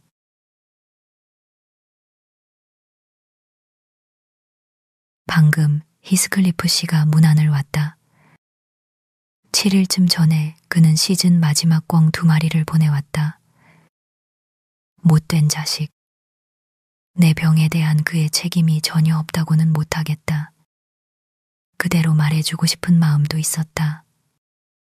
하지만 1시간을 넘게 병상 곁에 앉아 약, 물약, 찜질, 거머리 같은 얘기 말고 다른 이야기를 해준 사람에게 내가 어떻게 불쾌감을 드러낼 수 있겠는가. 지금은 비교적 편한 간격이다. 읽기엔 기운이 없지만 재미있는 무언가를 즐길 여력은 있는 듯하다. 왜 넬리 딘을 불러 이야기를 마저 듣지 않겠는가. 그녀가 어디까지 말했는지 주요 대목은 기억난다. 그렇지, 그녀의 영웅은 달아나 3년 동안 소식이 끊겼고 여주인공은 결혼했다. 종을 누르겠다. 내가 상냥하게 대화할 수 있을 만큼 회복한 걸 알고 기뻐할 것이다. 넬리 딘이 들어왔다. 선생님, 약 드실 때까지 20분 남았습니다.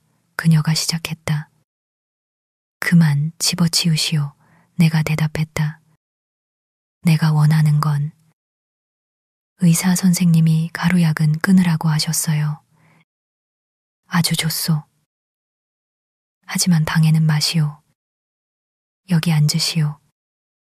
저 쓰디 쓴 약병 행렬은 건드리지도 말고 뜨개질을 꺼내시오. 됐소. 이제 히스클리프 씨 이야기.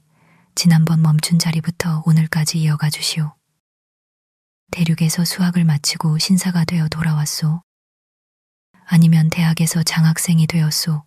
혹은 아메리카로 달아나 그 양부모 나라의 피를 뽑아 공을 세웠소. 아니면 영국 가도에서 더 재빠르게 재산을 모았소. 그 모든 일을 조금씩은 했을지도 모르지요, 로구드 선생님. 하지만 어느 쪽도 장담할 수 없습니다. 앞서 말씀드렸듯 그가 돈을 어떻게 벌었는지 모릅니다. 또 깊은 무지에서 어떻게 벗어났는지도 알지 못합니다. 허락하신다면 제 방식대로 말씀을 이어가도 될까요? 선생님을 즐겁게 해드리고 지치게 하지는 않게요. 오늘은 좀 나아지셨습니까? 훨씬. 다행입니다. 딘 부인은 이야기를 시작했다.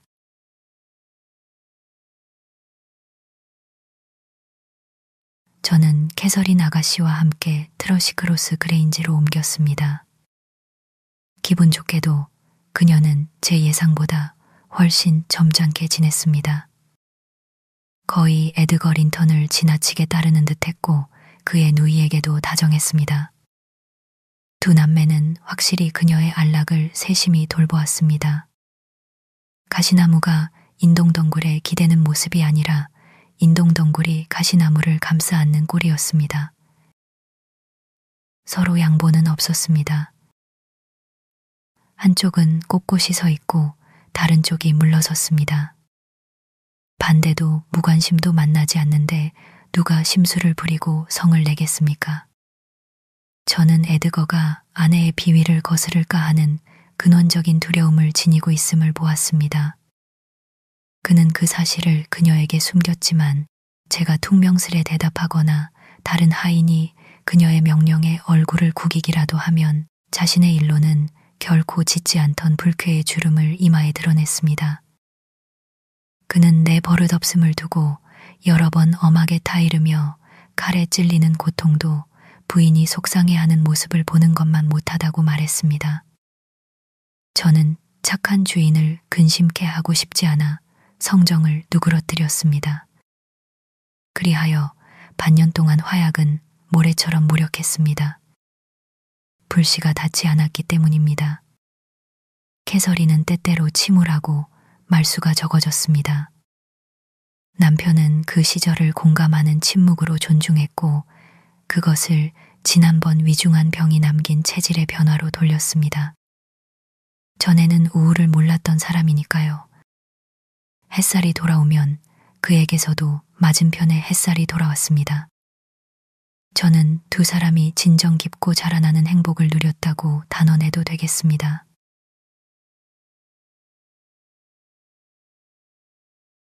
끝은 왔습니다. 결국 인간은 제 각자 몫을 위해 살게 마련입니다. 온화하고 너그러운 이들은 억지 센 사람들보다 다만 더 공정하게 자기중심적일 뿐입니다. 그리고 사정이 변하여 서로의 생각에서 상대의 이익이 최우선이 아님을 느끼게 되었을 때 그 행복은 끝났습니다. 9월의 포근한 어느 저녁, 저는 과수원에서 사과 바구니를 한가득 안고 오고 있었습니다. 어둑해지고 달빛이 앞마당 높은 담을 넘어 건물의 여러 돌출부 모서리마다 알 수 없는 그림자를 만들었습니다. 저는 부엌문 계단에 짐을 내려놓고 잠시 숨을 고르며 부드럽고 향기로운 공기를 몇 번 더 들이마셨습니다.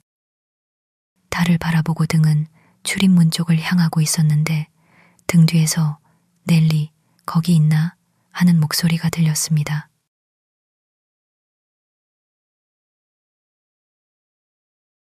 낮고 어조는 이국적이었습니다. 그러나 제 이름을 발음하는 방식에는 낯익은 무엇이 들어 있었습니다. 저는 겁이 나서 누가 말했는지 알아보려고 돌아섰습니다. 문은 닫혀 있었고 제가 계단에 다가올 때 아무도 보지 못했으니까요. 현관 안쪽에서 무언가가 움직였고 더 다가가자 어두운 옷차림에 검은 얼굴과 머리칼을 한 키 큰 사내가 보였습니다. 그는 옆 기둥에 기대어 스스로 문고리를 당길 듯 손가락을 얹고 있었습니다. 누구지? 언쇼 씨? 아니야. 목소리가 전혀 닮지 않았어. 1시간이나 여기 서 있었습니다. 그가 제가 계속 바라보는 동안 말을 이었습니다. 그동안 내내 사방이 죽은 듯 고요하더군요. 감이 들어가지는 못했습니다. 저를 모르시겠어요? 보시오, 낯선 사람이 아닙니다. 한 줄기 빛이 그의 얼굴을 스쳤습니다. 누르스름한 뺨, 반쯤 덮은 검은 구레 나룻, 찌푸린 눈썹, 깊고 특이한 눈매. 저는 그 눈을 기억했습니다. 뭐라고요? 저는 세상 손님 취급을 해야 할지 망설이며 두 손을 번쩍 들고 외쳤습니다. 돌아왔단 말인가? 정말 자네인가? 정말. 그래, 히스클리프요. 그가 대답하며 불빛을 반사하는 창 쪽을 흘낏 보았습니다. 20개나 되는 달빛만 비칠 뿐 실내 불빛은 보이지 않았습니다. 댁분들 계시오? 그녀는 넬리, 기쁘지 않소. 그리 놀랄 것 없소. 여기 있소? 말해요. 마님께 한마디만 전해주시오. 김워튼에서 온 사람이 찾아왔다고. 그녀가 어떻게 받아들이겠죠? 제가 외쳤습니다. 어찌하겠습니까?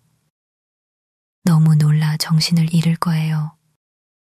당신이 히스클리프라니. 그런데 이렇게 달라지다니. 군대에라도 갔었나요? 어서 내 말을 전하시오. 그가 못 참고 말을 꺾었습니다. 당신이 그러기 전까진 나는 지옥이요. 그가 문고리를 들어 올리고 저는 안으로 들어갔습니다. 하지만 린턴 부부가 있는 응접실에 이르렀을 때 저는 나아가기를 망설였습니다. 한참을 주저하다가 촛불을 켤까요 하고 핑계를 대려 문을 열었습니다.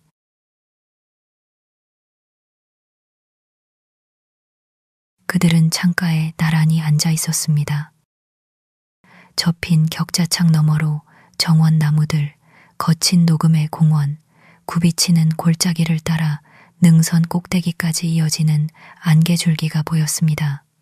예배당을 지나면 곧바로 늪지에서 내려오는 물길이 골짜기 개울과 합쳐지는 걸 기억하시겠지요.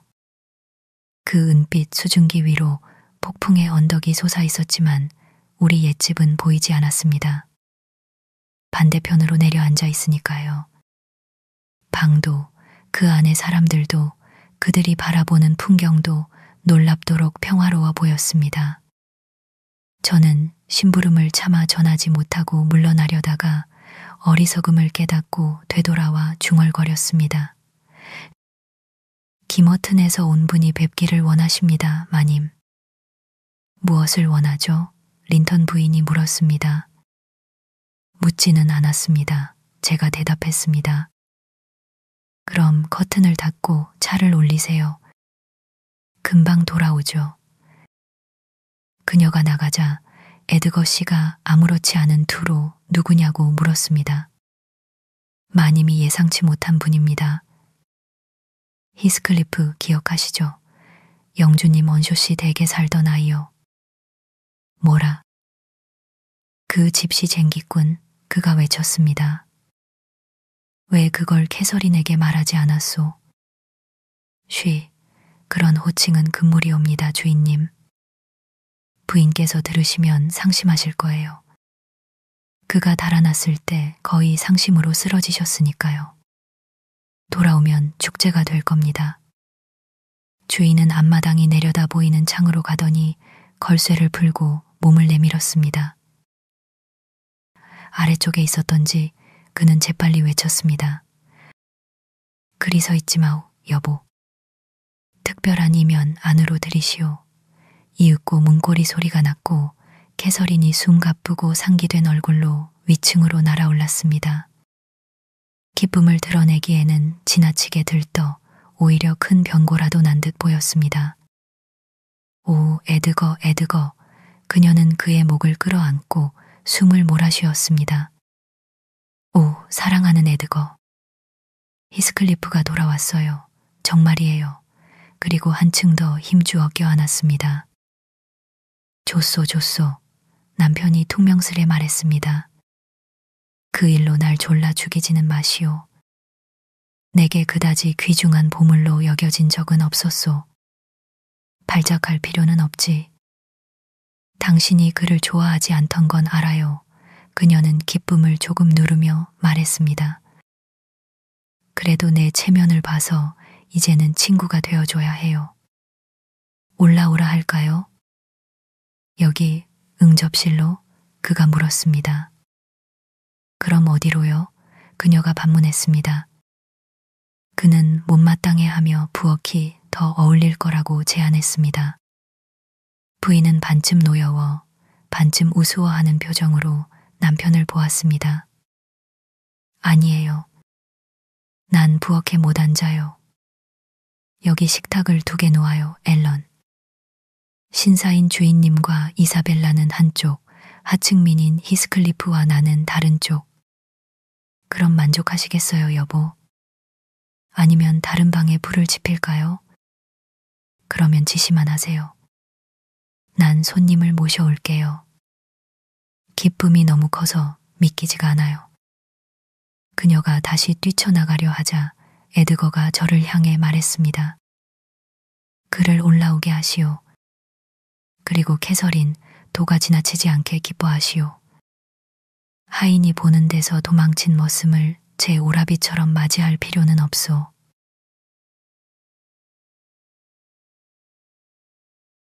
제가 내려가니 히스클리프는 현관 밑에서 초대를 예상한 듯 기다리고 있었습니다. 그는 불필요한 말 없이 저를 따라 들어왔고 주인 부부 앞에 섰습니다. 그들의 상기된 뺨은 방금 다툼이 있었음을 말해주었지만 부인의 얼굴은 친구를 보자 다른 빛으로 달아올랐습니다. 그녀는 달려가 그의 2 손을 잡아 에드거에게 이끌더니 마지못해 내민 린턴의 손가락을 억세게 그의 손에 쥐어주었습니다. 불빛과 촛불 아래 드러난 히스클리프의 변모는 제게 더욱 놀라웠습니다. 그는 키가 크고 탄탄하고 잘 다듬어진 사내로 자랐으며 그 곁의 주인은 한층 가늘고 젊게 보였습니다. 꼿꼿한 자세는 군복무를 연상케 했습니다. 표정은 린턴보다 훨씬 성숙했고 결연했습니다.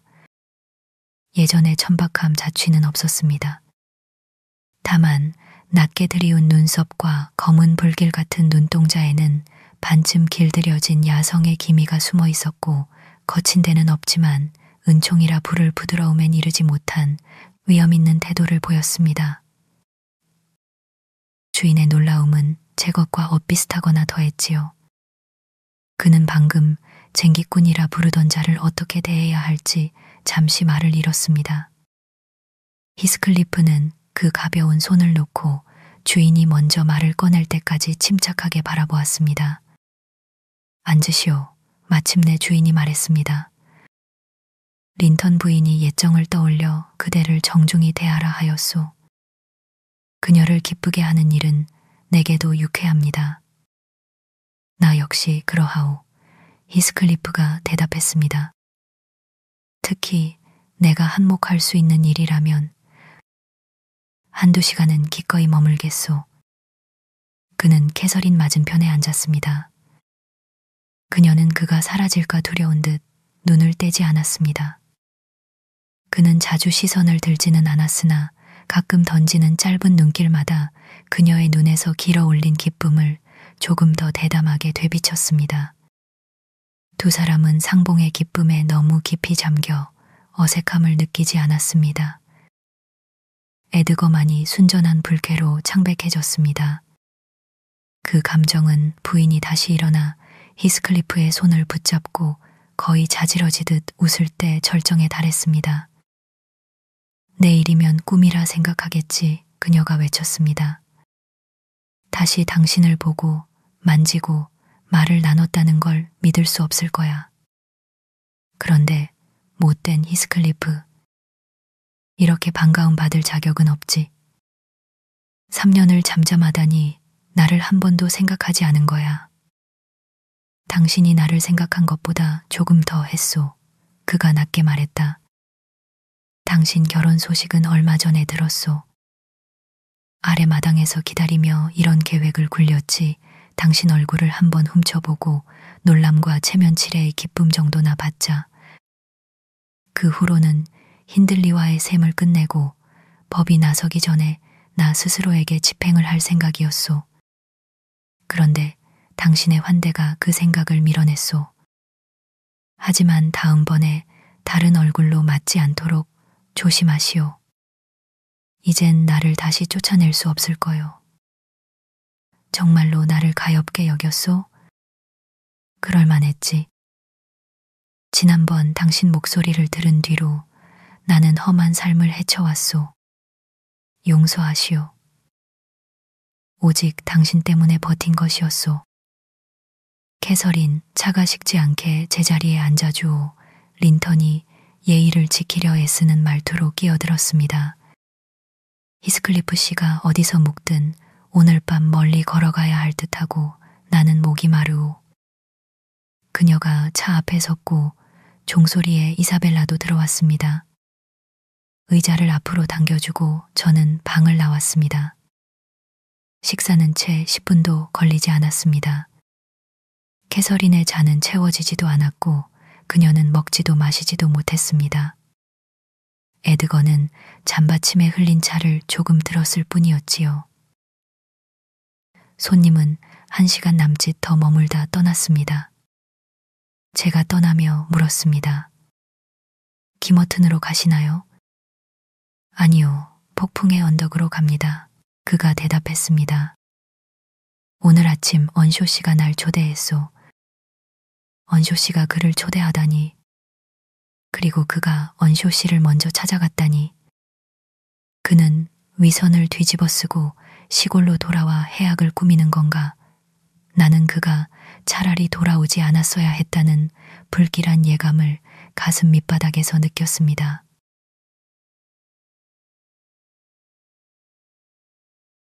한밤중 무렵 저는 첫 단잠에서 깨어났습니다.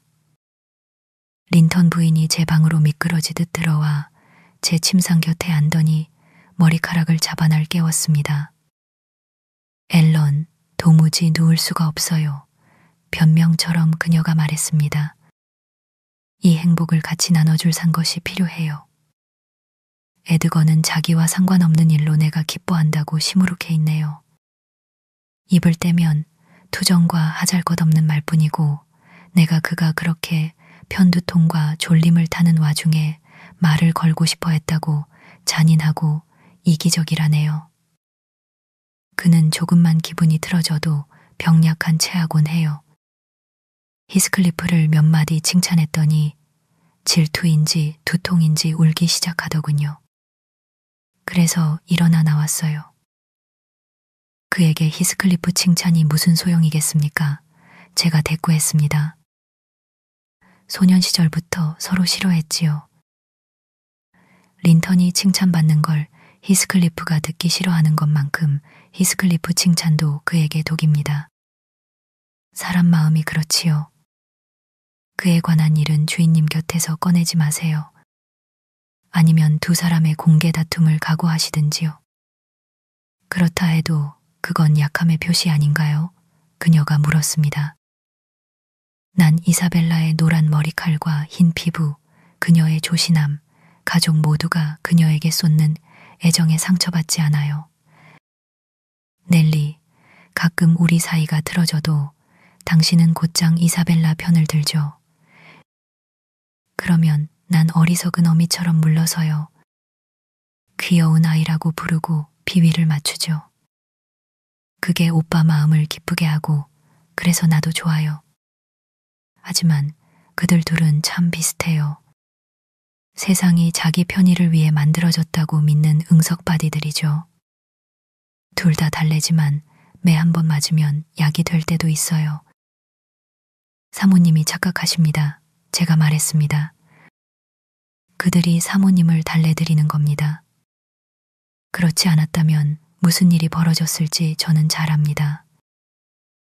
사모님은 그들의 순간적인 변덕을 충분히 받아줄 여유가 있으시죠.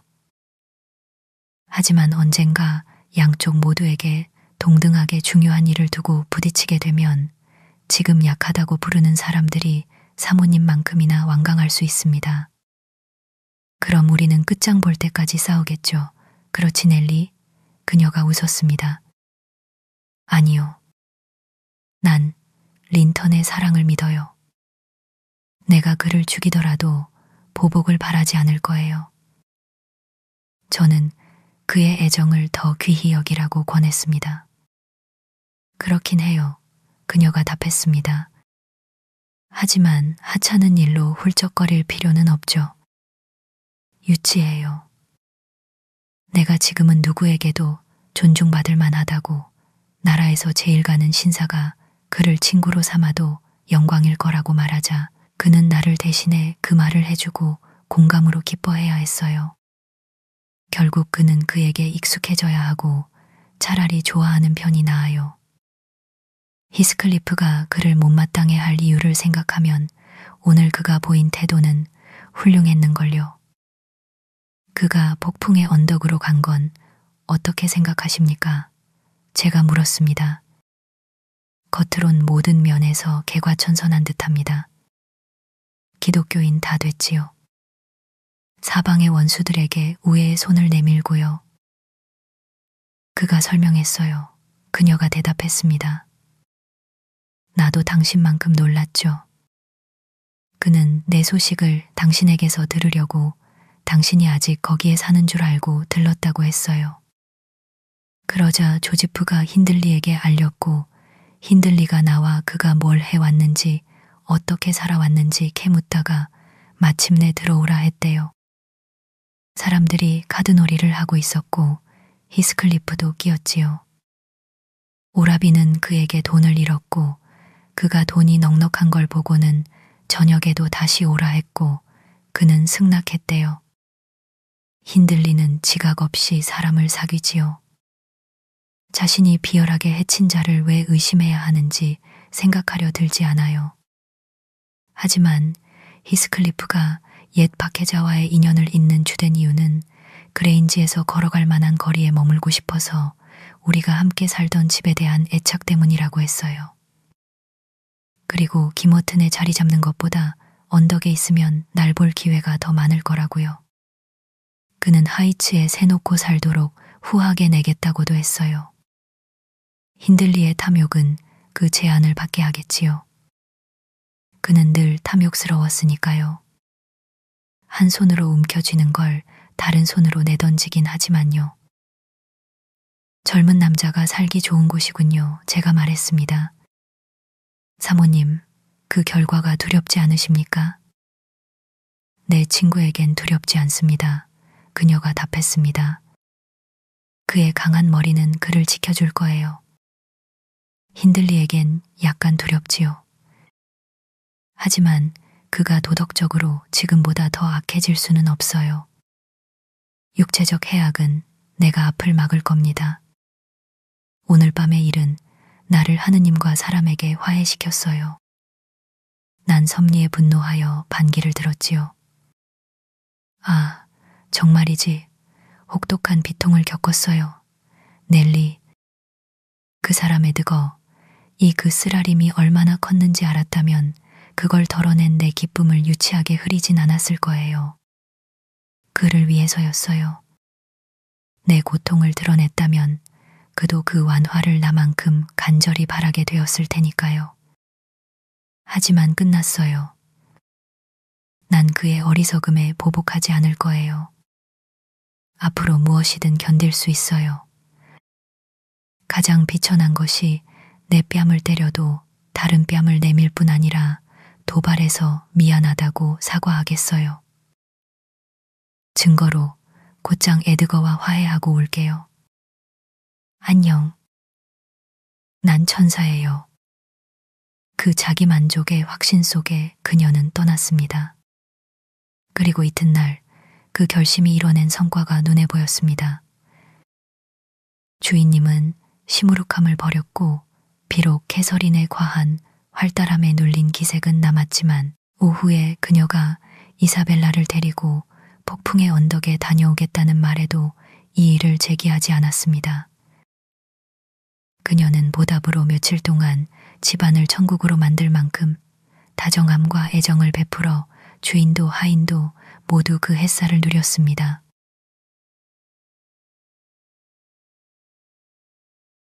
히스클리프 아프론 히스클리프 씨라고 해야겠지요. 는 처음엔 조심조심 그레인지를 찾았습니다. 집주인이 어디까지 방문을 용납하는지 가늠하는 눈치였지요. 캐서린도 그를 맞는 기쁨의 표현을 누그러뜨리는 것이 현명하다고 여겼습니다. 그는 점차 기대되는 손님의 자리를 굳혔습니다. 소년 시절의 과묵함을 여전히 많이 간직하고 있어 감정의 돌출을 억제하는데도 도움이 됐습니다. 주인님의 불안은 한동안 잦아들었고 다른 사정이 잠시 그의 마음을 딴 데로 돌려놓기도 했습니다.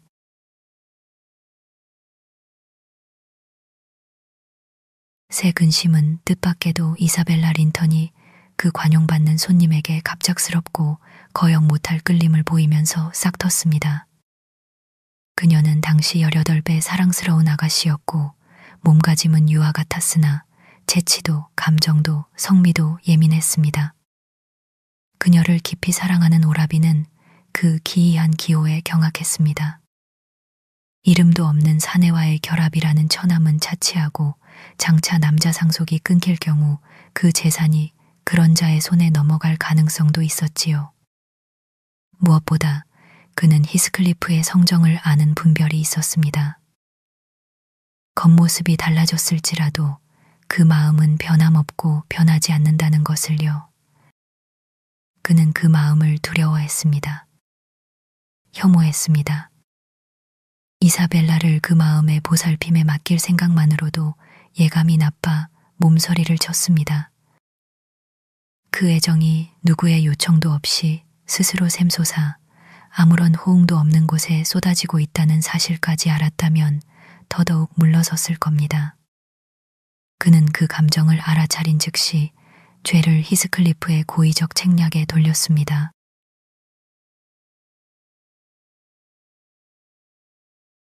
한동안 우리는 모두 미스 린턴이 무엇인가에 시달리며 수척해지는 것을 보았습니다. 그녀는 짜증스럽고 귀찮아졌고 캐서린을 계속 성가시게 구는 바람에 그들의 인내는 바닥나기 일보 직전이었습니다. 우리는 어느 정도까지는 건강 탓으로 돌렸습니다. 눈앞에서 야위고 사라지는 듯 했으니까요. 그런데 하루는 유난히 심술궂게 굴며 아침을 거부하고 하인들이 말을 안 듣는다느니 안주인이 자신을 집에서 아무것도 아닌 존재로 만든다느니 에드거가 자신을 돌보지 않는다느니 문을 열어두는 바람에 감기에 걸렸는데 일부러 응접실 불도 꺼서 더 성가시게 한다느니 그 밖에 하찮은 고발을 100가지나 늘어놓기에 린턴 부인은 단호히 침대로 가라고 명했고 호되게 꾸짖은 뒤 의사를 부르겠다고 위협했습니다. 케네스의 이름이 나오자마자 그녀는 곧 건강엔 아무 문제 없고 자신을 불행하게 만드는 건 캐서린의 모진 태도뿐이라고 외쳤습니다. 내가 모질다니 버릇없는 아이구나. 안주인은 그 몰지각에 놀라 외쳤습니다. 정신이 나가고 있는 게 틀림없네. 내가 언제 모질게 굴었지 말해봐. 어제요. 이사벨라가 흑흑 울며 말했습니다. 그리고 지금도요. 어제? 형수가 물었습니다. 언제? 황무지를 함께 걸을 때요. 저더러 마음대로 가라고 하시고 히스클리프 씨와는 사이좋게 거닐었잖아요. 그게 네가 말하는 모질함이니? 캐서린이 웃으며 말했습니다. 네가 있든 없든 상관없다는 뜻이 아니었어. 다만 히스클리프의 이야기가 내 귀에는 재미없을 거라 생각했을 뿐이지. 아니에요. 젊은 아가씨가 울었습니다. 전 제가 거기 있고 싶어 하는 걸 알면서 절 떼어놓고 싶으셨던 거예요. 제정신인가? 린턴 부인이 제게 호소했습니다. 우리 대화를 한마디 한마디 그대로 되풀이해 볼게, 이사벨라. 거기 뭐가 그리 매력적이었는지 네가 지적해 보렴. 대화는 상관없어요. 그녀가 대답했습니다. 전 그와 뭐, 캐서린이 끝맺음을 재촉했습니다. 같이 있고 싶었어요. 그리고 더는 늘 쫓겨나지 않을 거예요. 그녀는 발끈하며 이었습니다. 언니는 샘 많은 사람이라 자기만 사랑받기를 바라잖아요. 버릇없는 꼬마구나. 린턴 부인이 놀라 내뱉었습니다. 하지만 이런 바보짓은 못 믿겠어. 네가 히스클리프의 찬탄을 구걸하고 그를 상냥하다고 여긴다니 불가능해. 내가 오해했길 바란다, 이사벨라. 아니에요. 오해가 아니에요. 그 정신 팔린 소녀가 말했습니다. 전 언니가 에드거를 사랑한 것보다 더 그를 사랑해요. 언니가 허락만 해주면 그는 저를 사랑할 수도 있겠죠. 그렇다면 난 왕국을 준다 해도 네가 되고 싶지 않다. 캐서린이 단호히 말했습니다. 그리고 진심으로 보였습니다. 넬리, 네가 그녀의 정신 이상함을 납득시키는 걸 도와줘. 히스클리프가 어떤 사람인지 말해줘. 교양도 수양도 없는 개쐐기 풀과 차돌로 이루어진 불모지 같은 인간이야. 저 작은 카나리아를 한겨울 공원에 놓아두는 편이 내 마음을 그에게 주라고 권하는 것보다 나아. 아이야, 그의 성격을 모르는 무지가 그 환상을 네 머리에 들게 한 거야. 단단한 겉모습 밑에 인정과 애정의 깊이가 숨어 있다고 상상하지 마. 그는 거친 원석이 아니야. 진주를 품은 굴 같은 시골 사람도 아니야. 사납고 가차없고 늑대 같은 사나이야. 내가 그에게 이 적을 건드리지 마. 그들을 해치는 건 너그러움이나 자비에 어긋나 라고 말한 적은 한 번도 없어. 대신 그들을 건드리지 마. 그들이 피해를 입으면 내가 싫을 테니까 라고 하지. 그리고 이사벨라, 네가 귀찮은 짐이라는 걸 알게 되면 참새 알깨듯 널 으스러뜨릴 거야. 그는 린턴을 사랑할 수 없어. 그럼에도 내 재산과 기대 때문에 결혼할 역량은 충분하지. 그는 점점 탐욕에 사로잡혀 가고 있어. 이게 내 견해야. 그리고 난 그의 친구야. 그가 진심으로 너를 낚아채려 했다면 아마 난 입을 다물고 널 그의 덫에 떨어지게 내버려 두었을지도 몰라. 미스 린턴은 분개한 눈으로 형수를 바라보았습니다. 부끄러운 줄 아세요? 부끄러운 줄. 그녀가 화내며 되풀이했습니다. 20명의 적보다 더한 독 같은 친구네요. 그래, 내 말을 안 믿겠단 말이지? 캐서린이 말했습니다. 내가 못된 이기심에서 말한다고 생각하니? 틀림없이 그래요. 이사벨라가 받아쳤습니다. 당신이 무서워요. 좋아, 캐서린이 대꾸했습니다. 네가 그런 배짱이면 직접 겪어봐. 난 끝이야. 내 버릇없는 오만에 논쟁을 내어주지. 그리고 난 그녀의 자기중심 때문에 고통받아야 하네요. 이사벨라가 흐느꼈습니다. 모든 게 나를 거스르네요. 그녀는 내 유일한 위안을 망가뜨렸어요. 하지만 그건 거짓말이죠, 그렇죠? 히스클리프 씨는 악마가 아니에요. 그에게는 고결하고 참된 영혼이 있어요. 아니면 어떻게 그녀를 기억하겠어요? 그를 마음에서 몰아내세요, 아가씨. 제가 말했습니다. 흉조의 새입니다. 당신의 짝이 아닙니다. 린턴 부인이 심하게 말하셨지만 저는 그 말을 부정할 수 없습니다. 그 누구보다 저보다도 그의 마음을 더 잘 아는 분이시고 결코 그를 실제보다 나쁘게 그리는 분이 아니니까요. 정직한 사람은 제 행실을 숨기지 않습니다. 그는 어떻게 살아왔습니까? 어떻게 부자가 되었습니까? 왜 그가 증오하는 사람의 집인 폭풍의 언덕에 머무는 겁니까? 사람들은 그가 온 뒤로 언쇼 씨가 더 나빠졌다고 말합니다. 둘은 밤새도록 붙어 있고 흔들리는 땅을 담보로 돈을 꾸고 놀고 마시는 것밖에 하지 않습니다. 바로 일주일 전에 조지프에게서 들었습니다. 기머튼에서 그를 만났지요. 넬리, 그가 말했소. 우리 집에 곧 검시가 날 길이요. 누군가는 칼로 자기 배를 찌르려는 놈을 다른 놈이 붙잡으려다 손가락이 거의 잘려나갔다오. 그게 주인 양반이라오. 큰 재판장에 가는 걸 그리 좋아한다오. 판사들도 바울도 베드로도 요한도 마태도 그 누구도 두려워하지 않는다오. 얼굴에 철판 깔고 맞서는 걸 아주 좋아한다오. 그리고 저 멋진 청년 히스클리프 말이오. 알아두시오. 아주 대단한 작자야. 악마 같은 농담에 다른 누구 못지않게 희죽거리지. 그가 그레인지에 가면 우리 집에서 호의호식하는 건 한마디라도 꺼내나? 사는 방식이 이렇지 해지면 시작해서 주사위, 브랜디, 닫힌 덧문, 촛불 켜둔 채 다음날 정오까지. 그러곤 바보 영감은 욕설과 광란으로 방에 올라가고 점잖은 사람들은 부끄러워 귀를 틀어막지. 악당은 돈을 세고 먹고 자고 이웃집 마누라에게 수다 떨러가고 당연히 그는 캐서린 마님에게 그녀 아버지의 금이 자기 주머니로 들어오고 그녀 아버지의 아들은 큰 길로 내리달리는데 자기는 앞질러 달려가서 통행료 문을 열어놓는다고 말하겠지. 미스 린턴, 조지프는 늙은 악당이지만 거짓말쟁이는 아닙니다.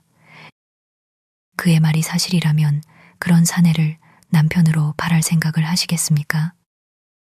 앨런, 당신도 한패네요. 그녀가 대답했습니다. 당신 비방은 듣지 않겠어요. 세상에 행복이 없다는 걸 증명하려 들다니 당신의 악의는 끝이 없군요. 그녀가 혼자 힘으로 이 망상을 이겨냈을지 아니면 쉬지 않고 키웠을지 저는 알 수 없습니다. 생각할 시간도 거의 없었으니까요. 그 다음 날 인근 읍에 재판 모임이 있었고 주인님은 참석해야 했습니다. 히스클리프 씨는 그 부재를 알고 평소보다 이른 시각에 찾아왔습니다. 캐서린과 이사벨라는 서재에 앉아 있었고 사이가 험악했지만 침묵 중이었습니다. 뒤늦게 자신의 무분별과 격정 속에 드러낸 비밀을 의식한 이사벨라가 더 불안했고 캐서린은 숫꽃 끝에 진심으로 화가 나 있었습니다.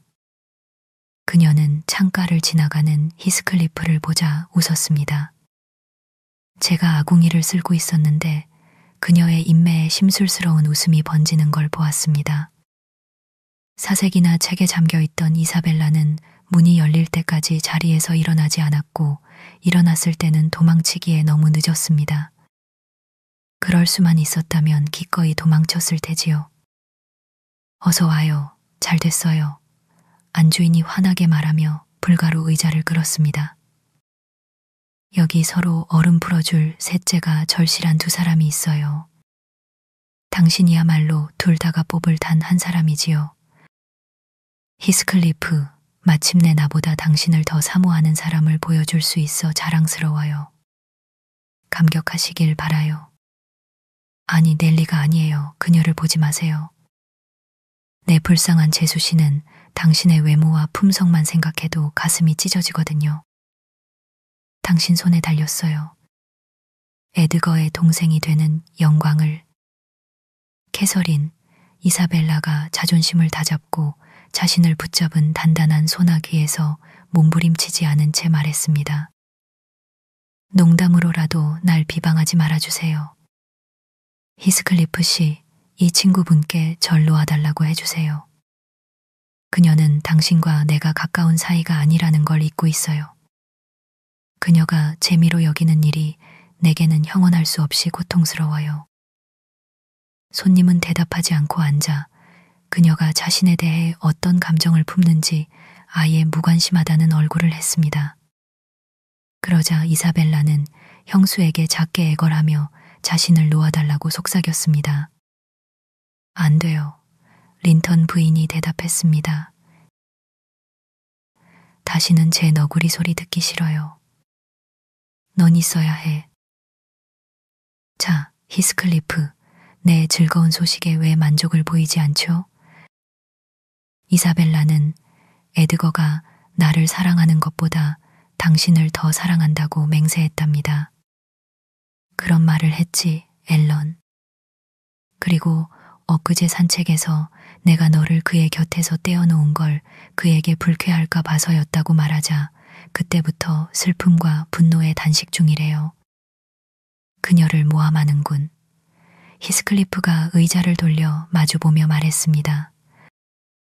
적어도 지금은 내 곁에서 벗어나고 싶어 하지 않나? 그리고 그는 마치 혐오스러운 이국의 벌레, 이를테면 인도산 지네를 보듯 혐오심을 무릅쓰고 호기심으로 뚫어지게 그녀를 노려보았습니다. 가련한 아이는 그것을 견디지 못했습니다. 순식간에 창백해졌다가 달아올랐고 눈에 눈물이 맺히는 동안 캐서린의 소나기를 풀어내려 작디 작은 손가락 힘을 다했습니다. 그러나 한 손가락을 떼면 곧 다른 손가락이 내려앉아 한꺼번에 떼어낼 수 없자 그녀는 손톱을 쓰기 시작했습니다. 날카로운 손톱이 곧 붙잡고 있던 손에 붉은 초승달을 새겨 놓았습니다. 호랑이 새끼 같으니 린턴 부인이 비명을 지르며 손을 털고 그녀를 놓아주었습니다. 제발 꺼져요. 그 여우 같은 얼굴을 감추고. 그런 발톱을 그에게 드러내다니 어리석기도 해라. 그가 무슨 결론을 내릴지 상상이 안 가요. 봐요, 히스클리프. 사람 눈을 해칠 무기예요. 조심하세요. 그 손톱이 나를 위협한다면 뽑아버리겠소. 그가 문이 닫히자 잔혹하게 대답했습니다. 그런데 왜 그렇게 아이를 골렸소, 캐시? 진실을 말한 건 아니겠지? 진실이었어. 그녀가 대답했습니다. 몇 주째 당신 때문에 죽어가고 있었고 오늘 아침엔 당신을 두고 헛소리까지 했지.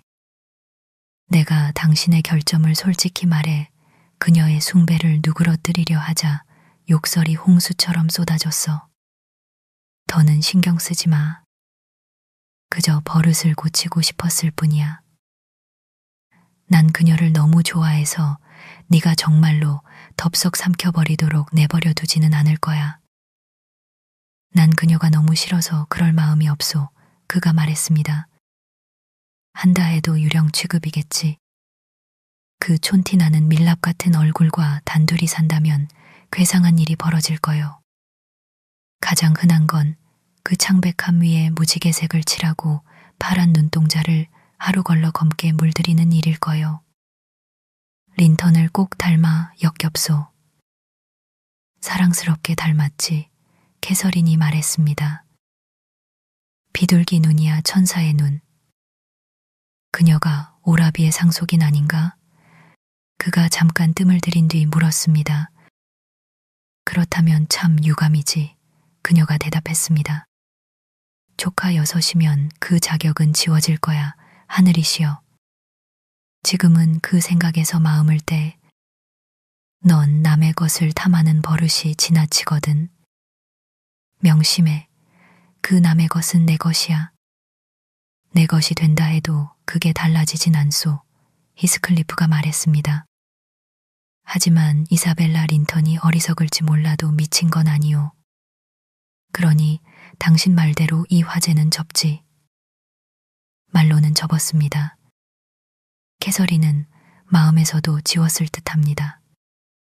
그러나 다른 이는 저는 확신합니다. 저녁 내내 그 생각을 곱씹었습니다. 린턴 부인이 잠깐씩 자리를 비울 때마다 그는 혼자씩 아니 씩 웃는다기보다 이를 드러내고 불길한 사색에 잠기는 것을 저는 보았습니다.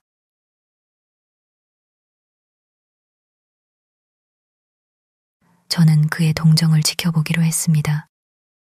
제 마음은 언제나 캐서린보다 주인님께 더 기울었습니다. 합리적이기도 합니다.